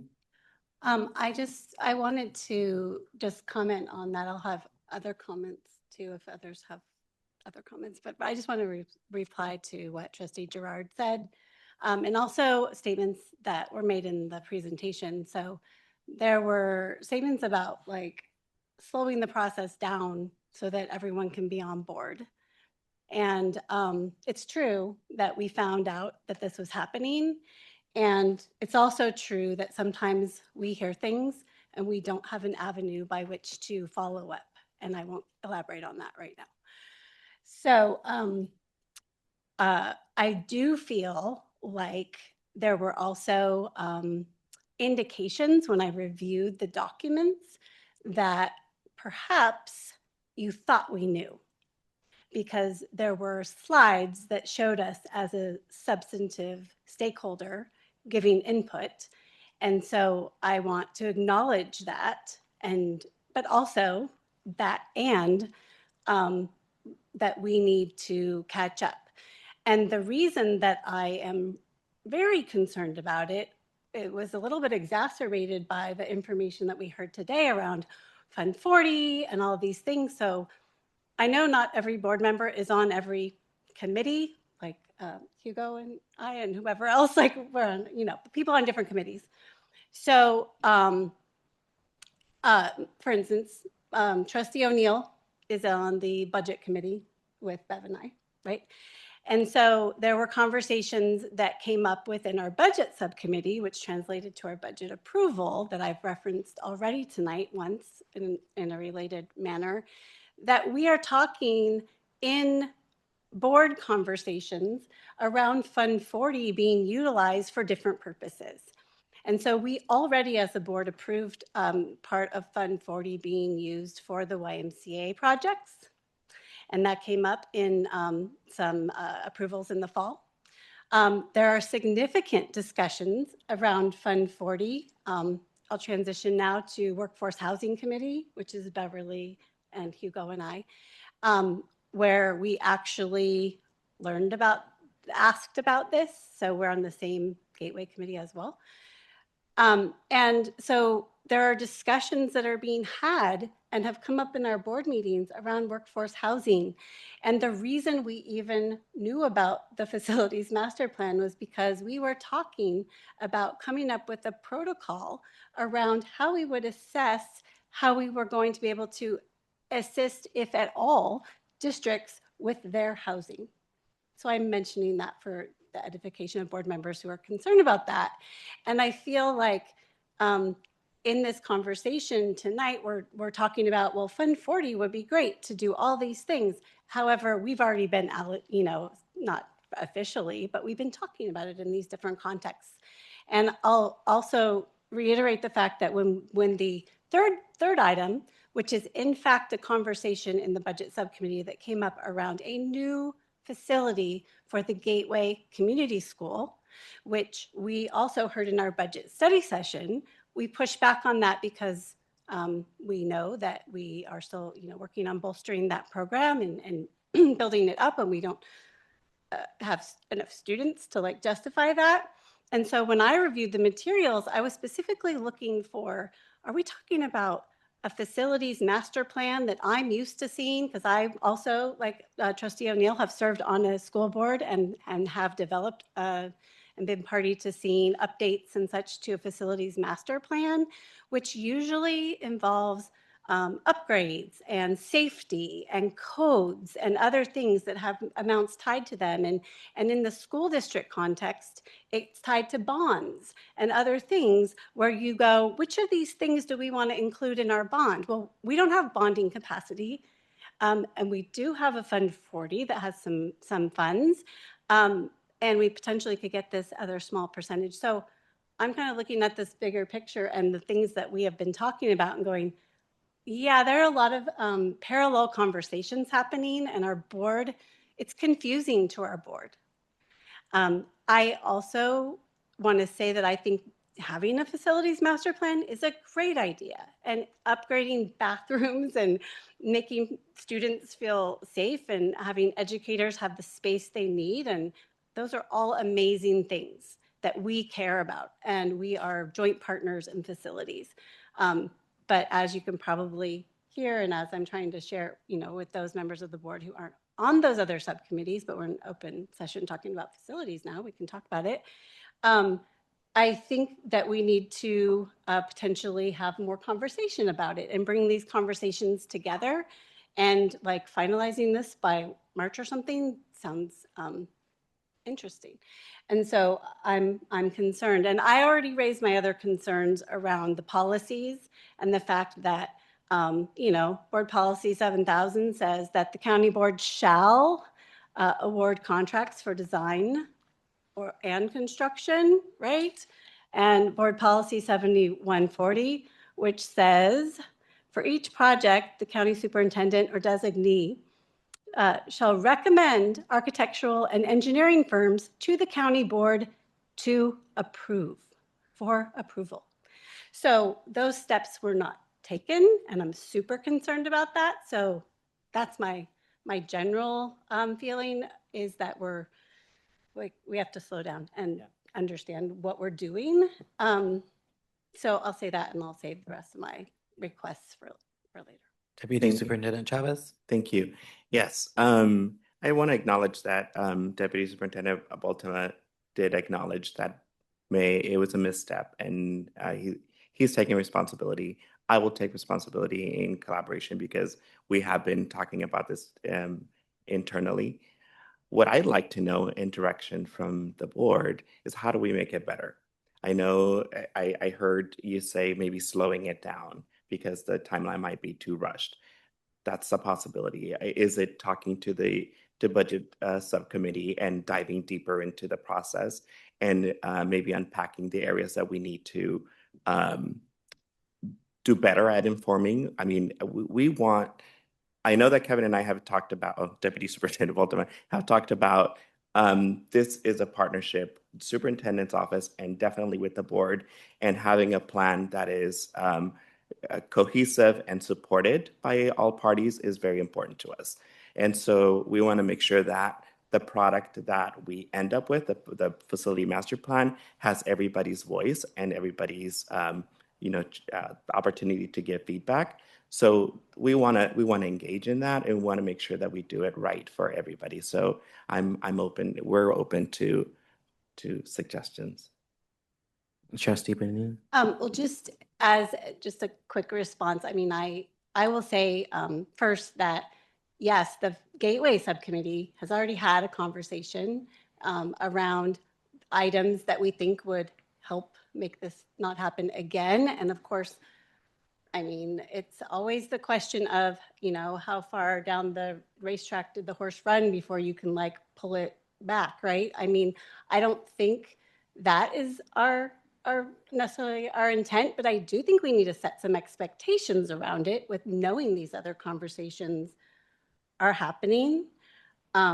So, you know, I think that's important. I had another thought. Oh yeah, my other thought was, I mentioned at the last meeting that we had also found out some other things or we had been privy to other information around things that weren't being shared with us around Gateway. So our Gateway subcommittee has definitely been meeting a lot and talking to as many stakeholders as we can to try to piece together like what we don't know and what's happening. Insofar as this this facilities master plan is talking about new facilities on property that we don't own or lease, and that's related to Gateway, that's a more serious endeavor for us to be like approving. And I'm really concerned about that.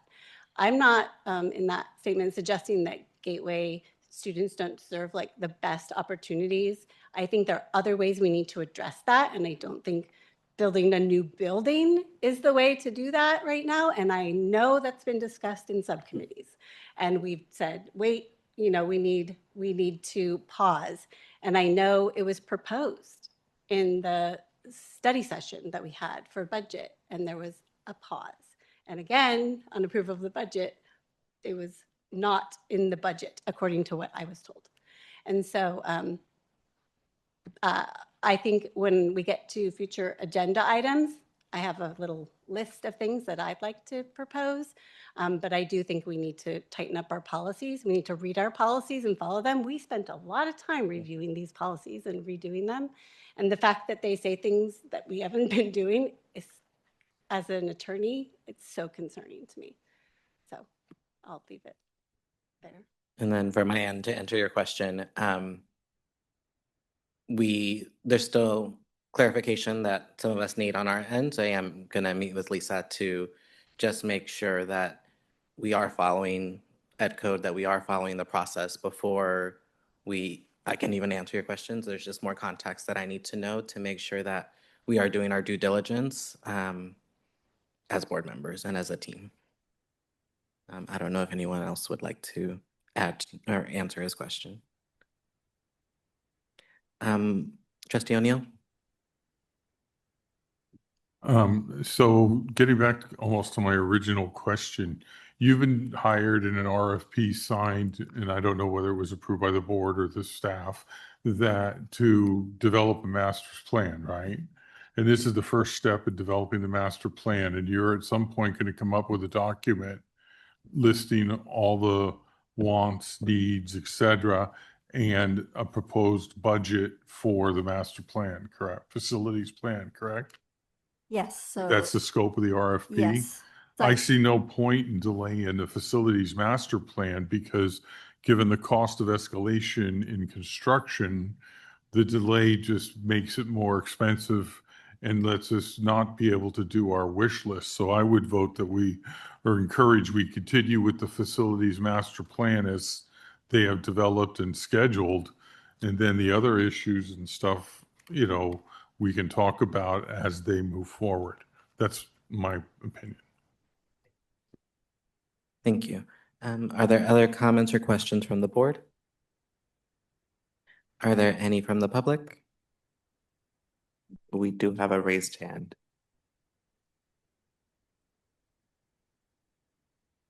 Trustee Blanco, you may, I'm sorry, Jennifer Blanco, you may speak. Former trustee. Hello, everyone. Good evening. I am so glad that I decided to listen in on to this very important conversation. So my name is Jennifer Blanco. I am a former board member for the San Bruno Park School District, and I just want to let you all know that the El Portal in Palos Verdes in San Bruno, the title indeed belongs to San Bruno Park School District. So I did hear conversation that you all as trustees for our county will be doing your due diligence. I thank you, President Hugo, Torres for saying that. I will share concern and have you all pause, as I did hear two members that were presenting before you, that I did hear that the county does own those two schools. There is documentation that I know that Superintendent McGee knows and has. And I believe back when this was first brought to our attention, this was, I believe, 2 or 3 superintendents ago, that Superintendent McGee was supposed to come back to the board and share with us more information. She never came back to the board to share more information. So I just like to provide a level of caution. I think it was Trustee Bonini that did mention that she is sharing concern whether you all actually own these properties. So thank you for the time to speak, and I hope that this situation is resolved. We were hoping to resolve it when I was on the board some years ago, but it just fell upon deaf ears. So thank you, and have a rest of your good meeting. Other comments from the public? No other comments from the public. Thank you. There is no action to take on this item. For item 9A, the board will receive the initial proposal from the San Mateo County Educators Association, SMCEA, to the San Mateo County Superintendent of Schools for negotiations relating to the results of the classification and compensation study. This item will be brought back at the January 14th, 2026 board meeting for a public hearing. Tammy Moore, Associate Superintendent, Human Resources, is available to answer any questions the board may have. Associate Superintendent Moore. Good evening, Board President Torres, members of the board, Deputy Superintendent Chavez. You have before you the initial proposal from the San Mateo County Educators Association to the San Mateo County Superintendent of Schools for negotiations relating to the results of the classification and compensation study, and I'm available to answer any questions that you may have. Are there any comments or questions from the board? Any from the public? None from the public. Thank you. There is no action to take on this item. For item 12B, the board will receive the employer's initial proposal for the San Mateo County Superintendent of Schools to the San Mateo County Educators Association, SMCEA, for negotiations relating to the results of the classification and compensation study. This item will also be brought back to the January 14th, 2026 board meeting for a public hearing. Tammy Moore, Associate Superintendent, Human Resources, is now available to answer any questions. And similarly to the last item, you also have before you the initial proposal from the San Mateo County Superintendent of Schools to the San Mateo County Educators Association regarding the results of classification and compensation study, and I'm available to answer any questions you may have.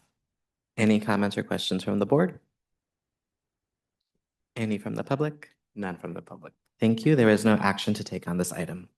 Thank you. Item 12C is superintendent comments. Deputy Superintendent Chavez, do you have any comments you'd like to share? Just want to wish everyone happy holidays. Nice and simple. Thank you. For item 13A, the board will discuss its compensation and potentially act on changes. Deputy Superintendent Chavez. Yes, thank you, President Torres. So per board policy 9250 and Ed Code 1090, the County Board of Education has an annual opportunity to review the compensation. Currently, the board members receive a compensation of $378 based on attendance. Board members may also receive a basic life insurance and may enroll in the county office health and dental care. And the memo has the contributions. Now, Assembly Bill 1390, which was enacted on October 11th, 2025, amended Ed Code 1090 as follows. In any Class 3 county, each regular member of the County Board of Education who attends all meetings may receive as compensation for the regular member's service a sum not to exceed $1,500. And so the amount of compensation shall be determined by the county board, in our county, let's see, having a fiscal independent county board of education, the county board approves that. So it wouldn't be the board of supervisors. And so also with this, on this memo is that section 1090 also indicates on an annual basis, the County Board of Education may increase the compensation of individual regular members of the board beyond its limited delineated in this section in an amount not to exceed 5%. Again, based on the present monthly rate of compensation. So in summary, the board may increase its monthly compensation to $1,500 per month at this time. And then after the compensation has been adjusted to present day levels, the board can thereafter make an annual increase of up to 5%. So it's board. Thank you. Yes. I also wanted to note that in enacting AB 1390, the legislature recognized that board member compensation has not been changed in over 40 years. So it was really an effort by the legislature to bring us into current times and to look at the rate of inflation and cost of living, et cetera. So it seems like a big jump to go from, a sub 300 to 1,500. I really don't think it is. We're just coming out of what was 40 years ago, the 1980s, right? So we're coming into present day. So, I think a lot of the counties are on board with this. Just wanted to give my 2 cents on that. Yes. Thank you for the additional context. Very helpful. Are there any comments or questions from the board? Trustee Alvaro? So my question is this a one-time, in other words, if we don't decide to raise it now, I'm not talking about the 5%, that's every year. If we don't decide to raise it now, does that mean that in the future, no board can, it's like now or never? It could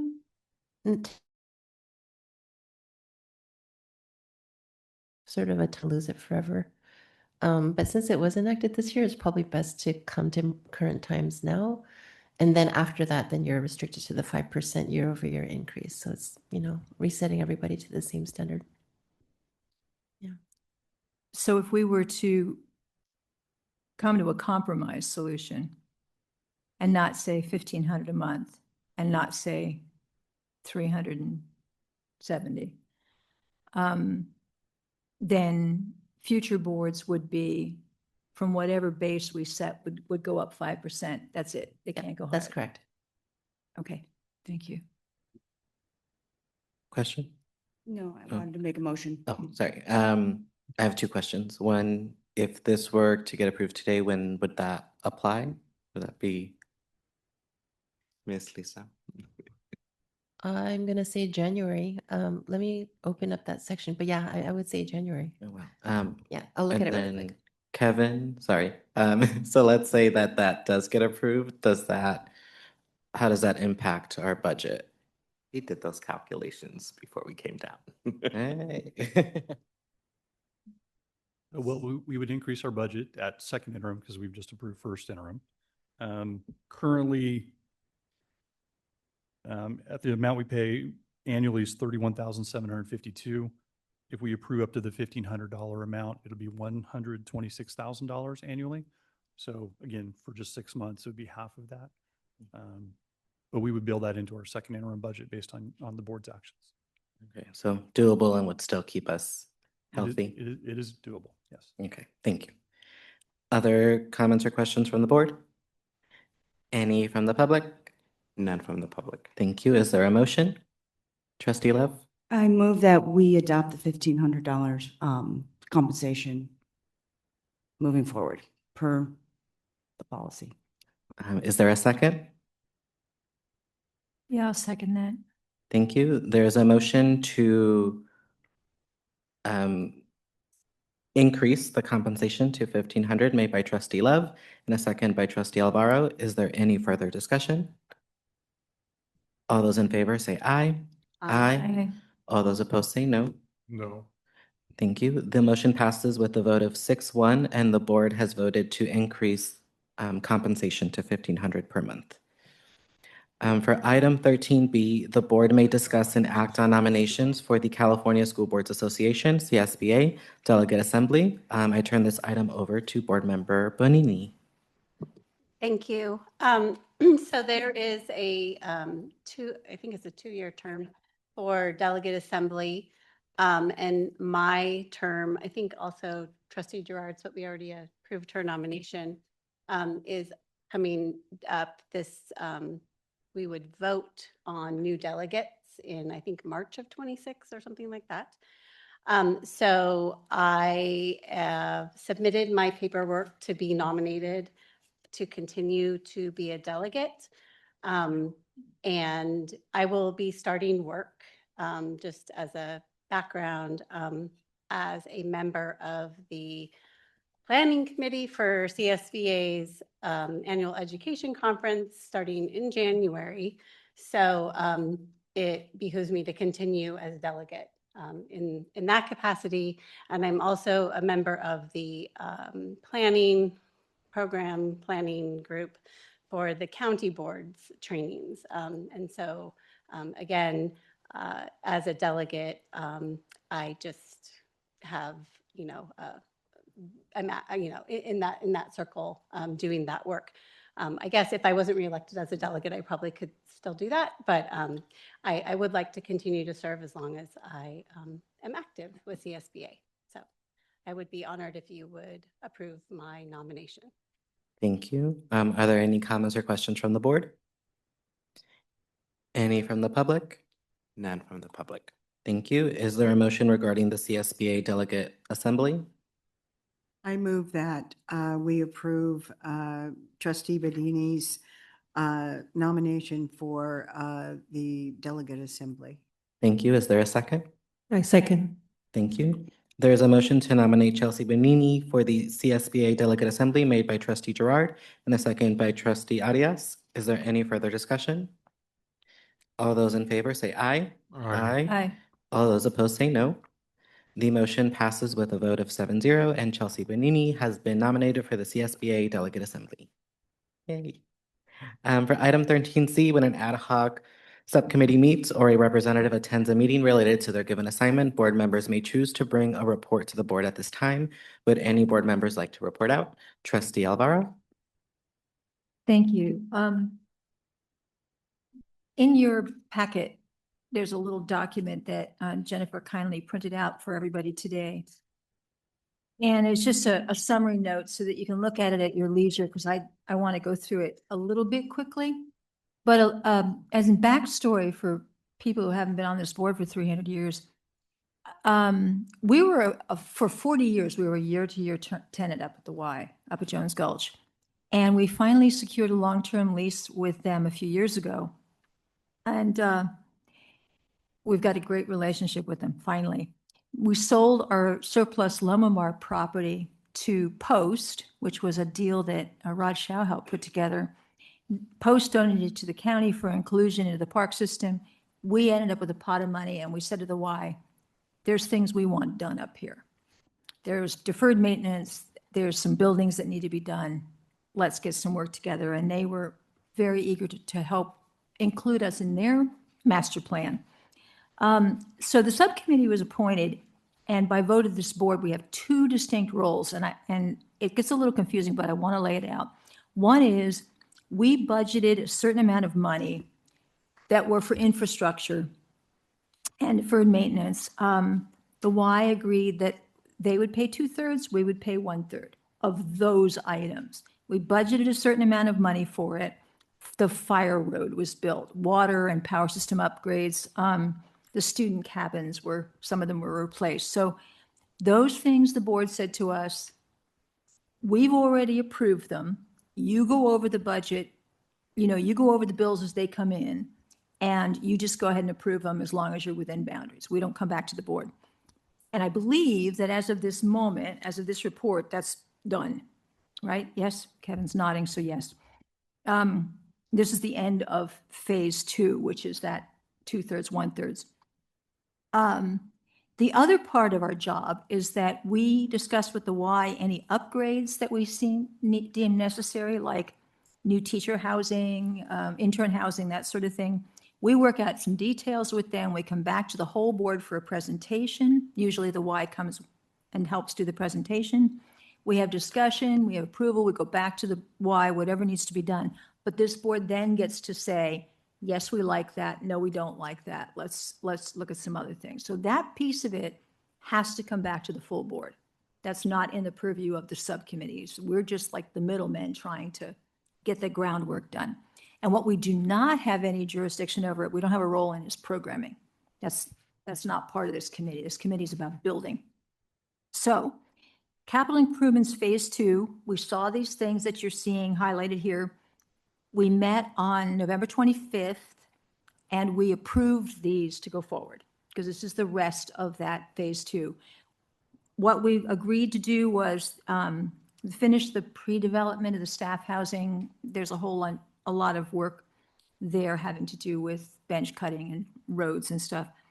The infrastructure improvements, the Pescadero Creek Bridge was repaired or is about to be repaired because it's the bridge that connects the dining hall area to the main part of the campus, and it was definitely needing some help. The water treatment plant is being modernized to, among other things, help us with any kind of fire control that we need to do up there. The dining hall improvements, which isn't a huge budget item, but it had to do with replacing all the windows and then doing a little paint job because it was desperately in need of a paint job. We approved the dorm housing units in a staff housing village. There will be 4 separate units, each of which will have 20 beds and private showers. And you said that this has to do with communal living for the staff members that are up there. And the music shell bathrooms we approved because there weren't any. And it's the main restroom now for the drop-off area where the buses come up. So there needed to be something there. A new solar field up on Coyote Hill, which if you've been up to Outdoor Ed, it's where the water tanks are up on top of the hill. There will be a new solar field up there when it's finished, and that will be the main power source for the water treatment plant and some other things that need to be done. So we had agreed initially on a 7.5% project management fee for this piece of it, which meant we didn't have to go in and hire the subcontractors. We weren't there on a daily basis saying, yes, this should be this window, this should not be. The Y staff is doing that, and we approved a project management fee. Well, it turned out when all was said and done, we were going to be a little bit over budget for this phase. So the Y, Kevin had contacted them and said, hey, we're a little bit over budget, and the board doesn't like that.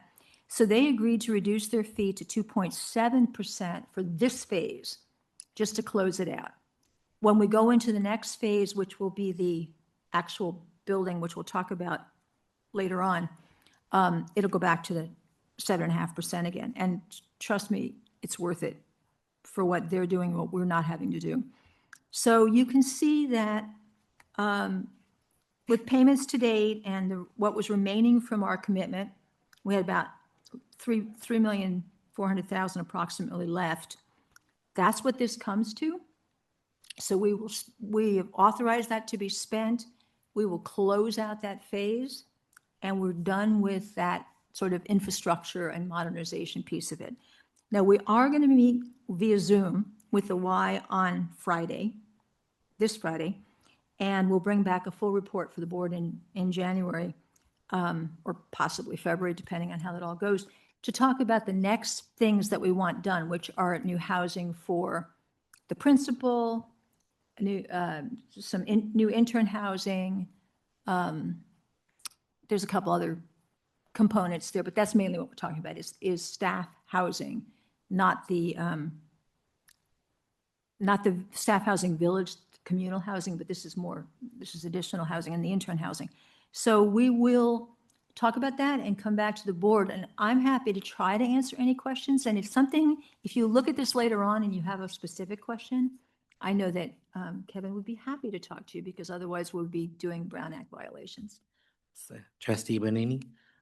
My my only question is, are the funds that are for this that we've approved some of the last couple of months, are they earmarked within Fund 40, or is there a separate fund? Because They're inside Fund 40, but I think Kevin. Yeah, our understanding is that they are in Fund 40. And so because these are capital improvements, they would show up under line item 6200.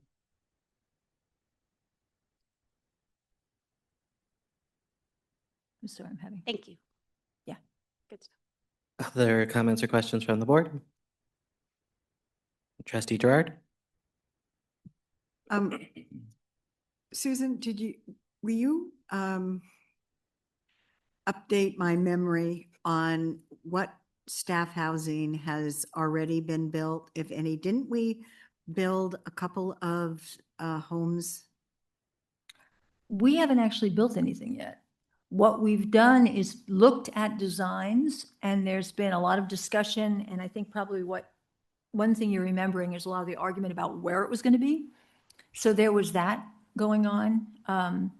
So what we've done is we've sort of moved to the next phase of let's look at building the staff housing, but we haven't actually done the staff housing. That's in the next piece Okay, here. so we never did do what we were looking at before. Right, which is a house for the principal. Right now, we've been really lucky because Allison had been working for San Joaquin, living on site in the San Joaquin principal house. When San Joaquin County pulled out and she came to work for us, she stayed in that same house. So we haven't had to work, but it needs replacement. And we haven't gone ahead with some of the other intern housing and stuff that we want to do. Those are kind of like we were getting the infrastructure done first. Okay. Okay. I was just, that was what, 5 years ago or something? Yeah. Yeah, and I couldn't remember if we actually built them or if we just kept talking about it. Yeah, well, the reason we keep talking about it is that there's a lot to be done up there. I mean, there's things like, when you have a hillside that looks like this, you can't build Right. on it. So there's that. And Because there I was know they were talking. the fire road and Yeah, all kinds of stuff. the water and all that stuff that it just needed to get done first. Okay, I just wanted to clarify that. I know, I kind of had that feeling too, when I was looking at the plans. I was like, well, wait, didn't we just do this? But no, we did not. Okay, thank you. Other comments or questions? Just thank you for the amazing report out. Very detailed and thorough, so thank you. Any other ad hoc subcommittees I would like to report out? Trustee Benini? I've already mentioned our Gateway subcommittee meetings, but I just wanted to note we met on November 21st and we met on December 10th to talk about the issues that I've already raised concerning programming and facilities. And I have another. And then the committee regarding the joint meeting that we would like to have with the Community College District trustees met on December 8th. And we thank you to all the trustees who submitted additional ideas for us to consider. And then we had brainstormed. So we came up with a priority list within our subcommittee, and we're in the process of reaching out to the Community College District.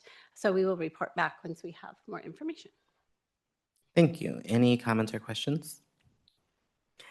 Any other subcommittee report outs? Are there any comments from the public? None from the public. Thank you. There is no action to take on this item. For item 13D, the board will discuss topics for future board agendas. Would any board members like to discuss agenda ideas? Trustee Benini?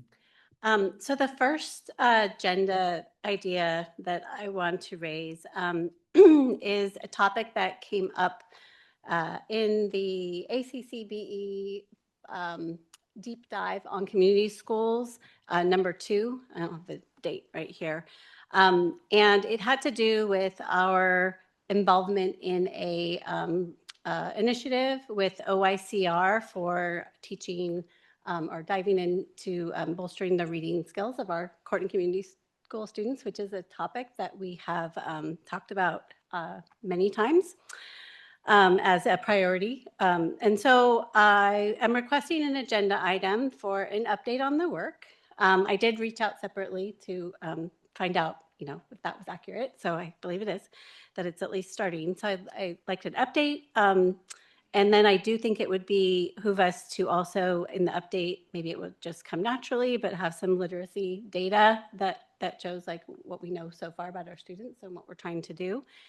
And then I would also like to add to that for the board to consider in the budgeting process, starting to think about prioritizing a dedicated person like a literacy specialist to oversee this work. I note that there was a recent article in EdSource, which I have here, that Alameda County has done just that. And so I think it's a great step forward. And I just, obviously for the board's consideration, but we will start having those budget discussions.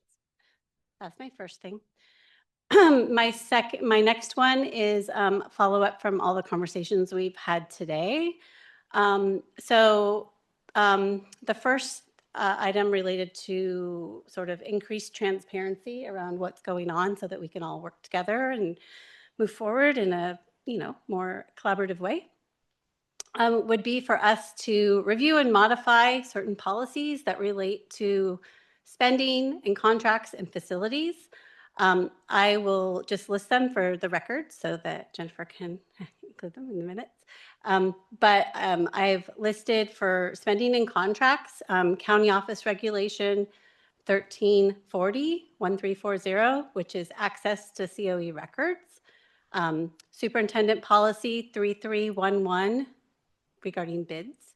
County Office Regulation 3311 regarding bids.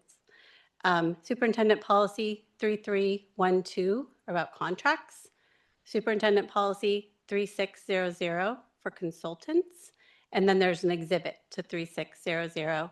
I will note that one of my other requests around this, let me just stay with this for a second. So we have a policy committee, right? But this is coming up under the Gateway Subcommittee.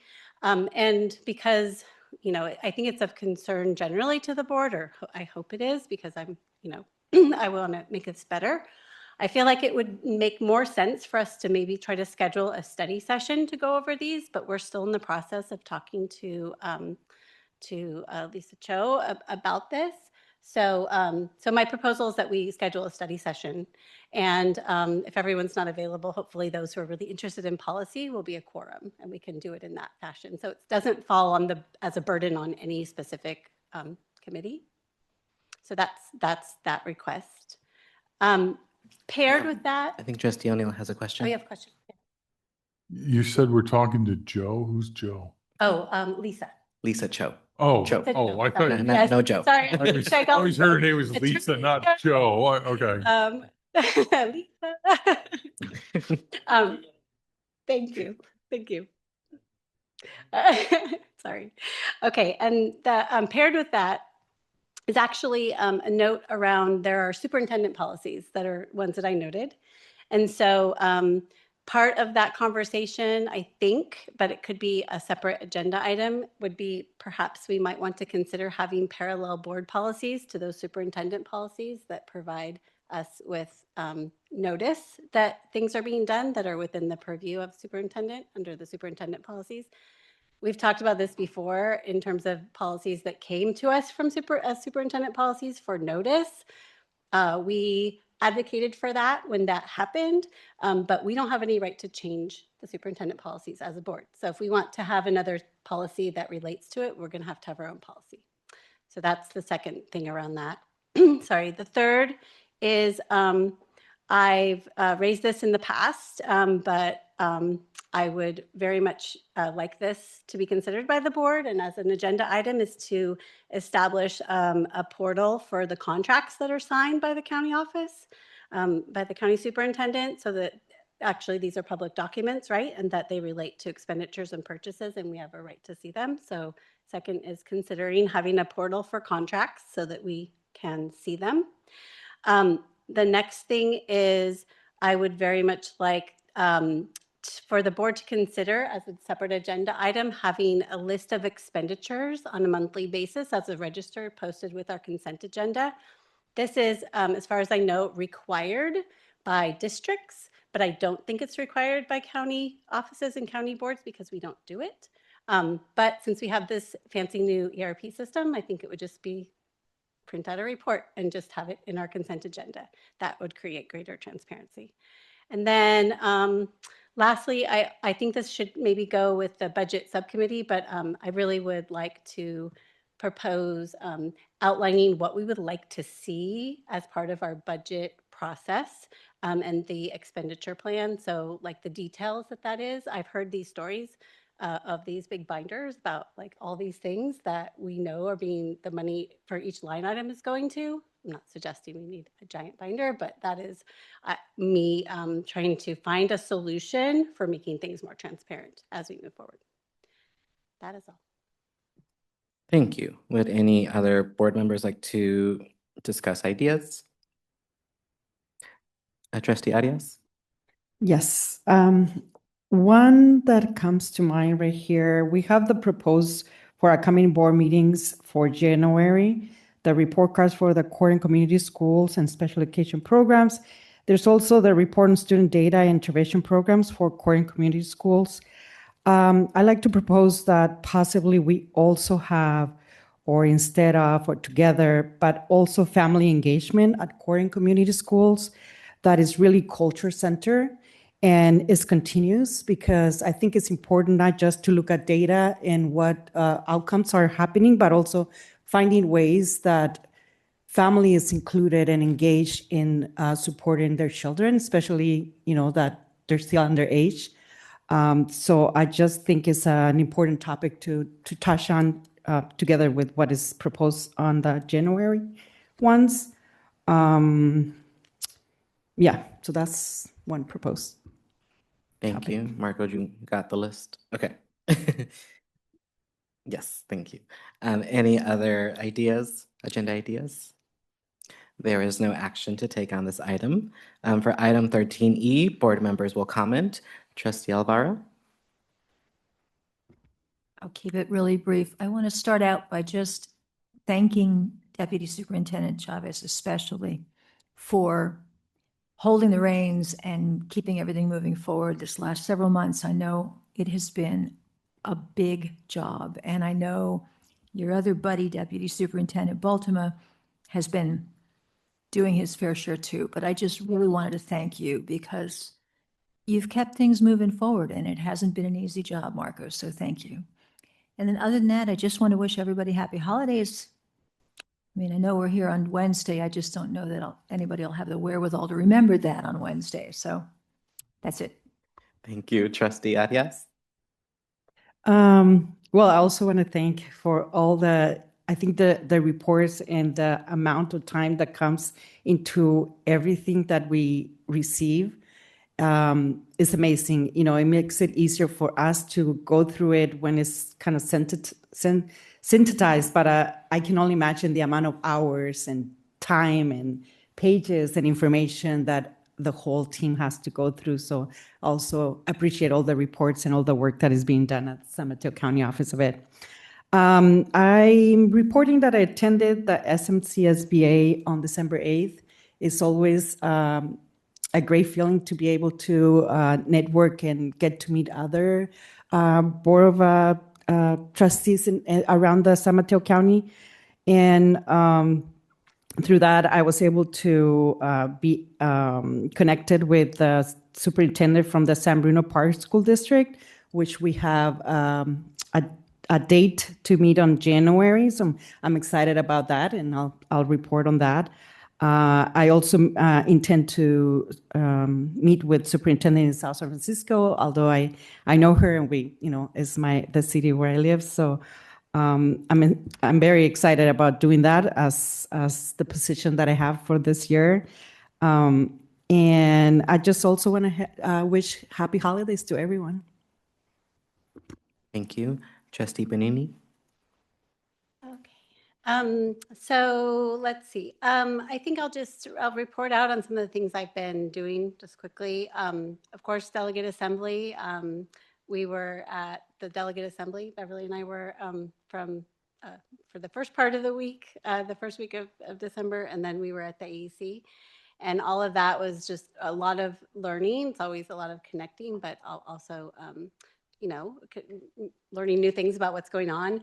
And for those who didn't go to certain sessions at the AEC and aren't in Delegate Assembly, I just wanted to share that the focus of CSBA going forward right now, the theme for, I guess, the year going forward is closing the achievement gap. And they're really focusing on that instead of terms such as opportunity gap or other things like equity gap, because of the fact that they're trying to focus, if I say this right, like on the outcomes that they want to, that are usually the outcomes are the focus, but they want CDE essentially to be taking, the California Department of Education to be taking more of a partnership status with districts and supporting districts. They refer to it as a concierge service, so that we're all moving in the same direction, because they note that while there's constant statements like, oh, we're doing better with this, or we're doing better with that, really we're not doing that much better.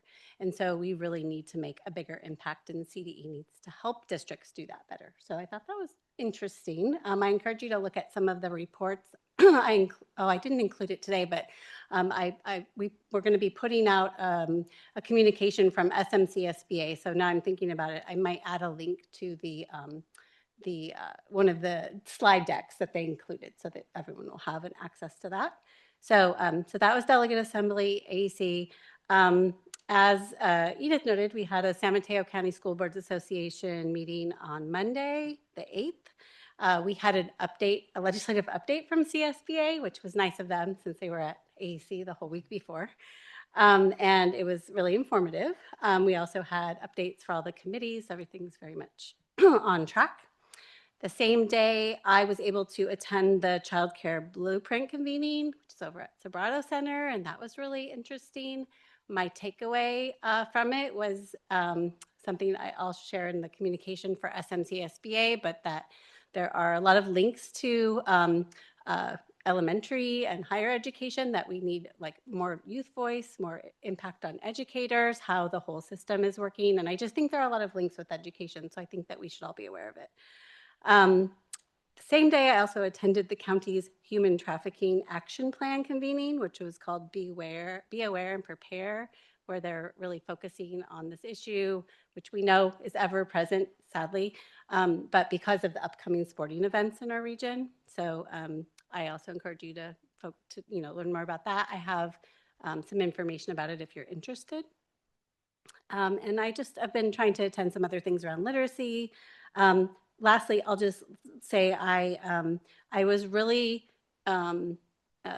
happy to be able to attend the ACCBE overview of the newly published juvenile court and community school data reports.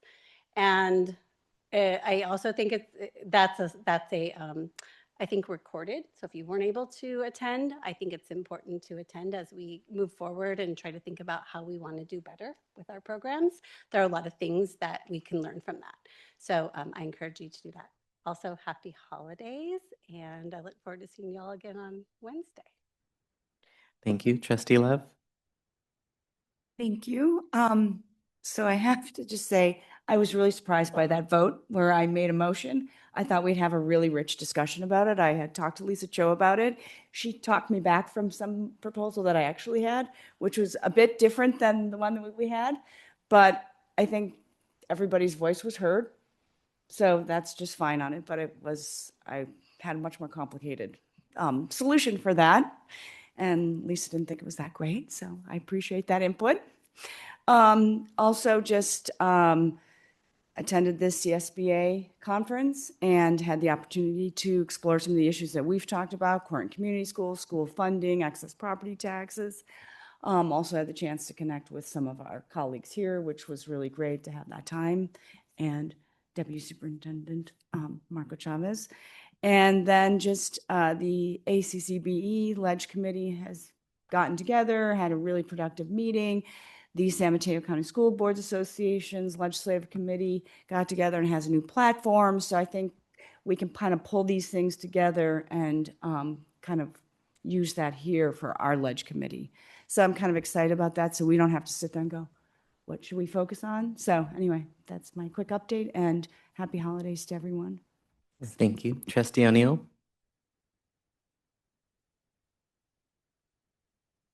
I was at the same ledge meetings as Patricia, so I won't repeat those. It did have a rather unique thing that I thought was really pretty cool. Is in my day job, I got a call from the city of Pacifica, and that their bus driver had given 2 weeks notice and was not being able to drive. So therefore, there was seniors that could not have the ability to get to the senior lunch and the senior programming. And a friend of mine called, and her friend had just been diagnosed with early Alzheimer's, and the doctor had said, you can't drive anymore. So she called me and says, there's something we can do about it. So I was able to put the high school district together with the city, and they're now negotiating that this high school district will be transporting seniors to their programs. And I just think that's a cool thing, because that shows that a lot of times government operates as silos, when the same license to drive school kids is the same license they need to drive seniors. And there's and the kids are dropped off in the morning, in the middle is the senior lunch program, and then the kids are picked up in the afternoon. So I really think some of that's relationships like that are symbiotic and can really move forward in helping address a lot of the issues we have in terms of government and budget cuts. Also attended 2 different CTE meetings. One-on-one with Susan, because we had an event at my day job, and I made a lot of connections with some outfits that will be able to offer field trips for our CTE students. One of them sounded really cool. It was like the Verizon Innovation Center, where I guess the kids will actually go in and have a virtual reality headset and go into the human heart. So I think that sounds like it's going to be pretty cool getting that done. And then I had some other referrals for her too. So that was there. And I wish, again, everybody happy holidays also. Thank you. Trustee Gerard? Bless you. I decided to sneeze when you called my name. Thank you. I love the idea of that Verizon. Can I go? It's not finalized yet. That is amazing. I also, as Trustee Benini and Trustee Love said, attended the Delegate Assembly and also the ACE conference. And some of the sessions that were for county boards I was disappointed in, but there were a couple that, and one was the county board breakfast this year. And it was a presentation by, I believe, San Joaquin on foster youth. And what they have done for their foster youth is absolutely amazing. They've developed an app for their kids, and they can go into this app anytime and ask literally for anything, whether it be help, whether it be counseling, whether it be clothes. You can get toothpaste. I mean, anything these kids need, they can go into this app and they'll be connected immediately with a real person, and their want or need will be taken care of. And it was just amazing. And they're still working on it to develop it even further. But they would like to go statewide with it. And I certainly think it's well worth looking into for our county. It was Marco, were you in that? No, it was just, I thought it was amazing. Patricia, you were there. Yeah, Patricia, Chelsea, and me. And Chelsea, and yeah. The app is called Foster Ferret. Yes. Do you mind? No. Sorry, but- So, yeah, it was great. Bev described it so well, and I don't mean to butt in on your comment, but they did reach out because I gave them my card, so they reached out, and they I haven't had a chance to talk to anyone yet, but they would like to know whether our county would like to be like the information source for the Bay Area, like in our area, to hold some information sessions as they continue to roll it out. So anyway, I'll follow up. Yeah, because I think the next part of their But phase. yeah, they would was to like expand. to, do that. They would host some meetings, and I think it's a pretty low ask, but yeah, so interesting and helpful for the kids. Oh, I was really impressed. And they had two foster students there. One of them had been in foster care since she was an infant. And the other one had been in foster care since she was, I believe, 13. So, and they were talking about it and saying how it had changed, certainly their lives as foster kids. And one of them was saying that she moved foster homes like every 3 months. That, she just, so, and that's terrible. I was a foster parent for 10 years, and I had younger children, but the system is broken when it comes to foster children. And it isn't always up to the foster parent to be able to make that decision. And I think it's important for people to know that. Sometimes the foster parent wants the child to move on, but other times the county makes the decision and just tells you we're taking the child, and it's heartbreaking. If you know that child that you're taking care of and learning to love is going back into a situation that is as bad as it probably was when you received them, it's really hard. And emotionally, I finally, honestly, I hate to admit it, got to the point where I just couldn't have another one taken away. So foster children are near and dear to my heart. But there was another interesting one that Patricia and I went to that was on interdistrict transfers for county boards. And there were some interesting things brought up. We thought it was going to be for county boards, but it was really more for district boards. The attorneys there were attorneys that help district boards not accept interdistrict transfers is basically what it was. And so we learned some interesting things in that as well. So, and just a little plug for ACCBE, the session that we had that was on court and community schools results, it was a noon program last week, and we had 25 people attend. And I really, really recommend you going into the website because it had all the statistics on the kids in California for court and community schools and the literacy.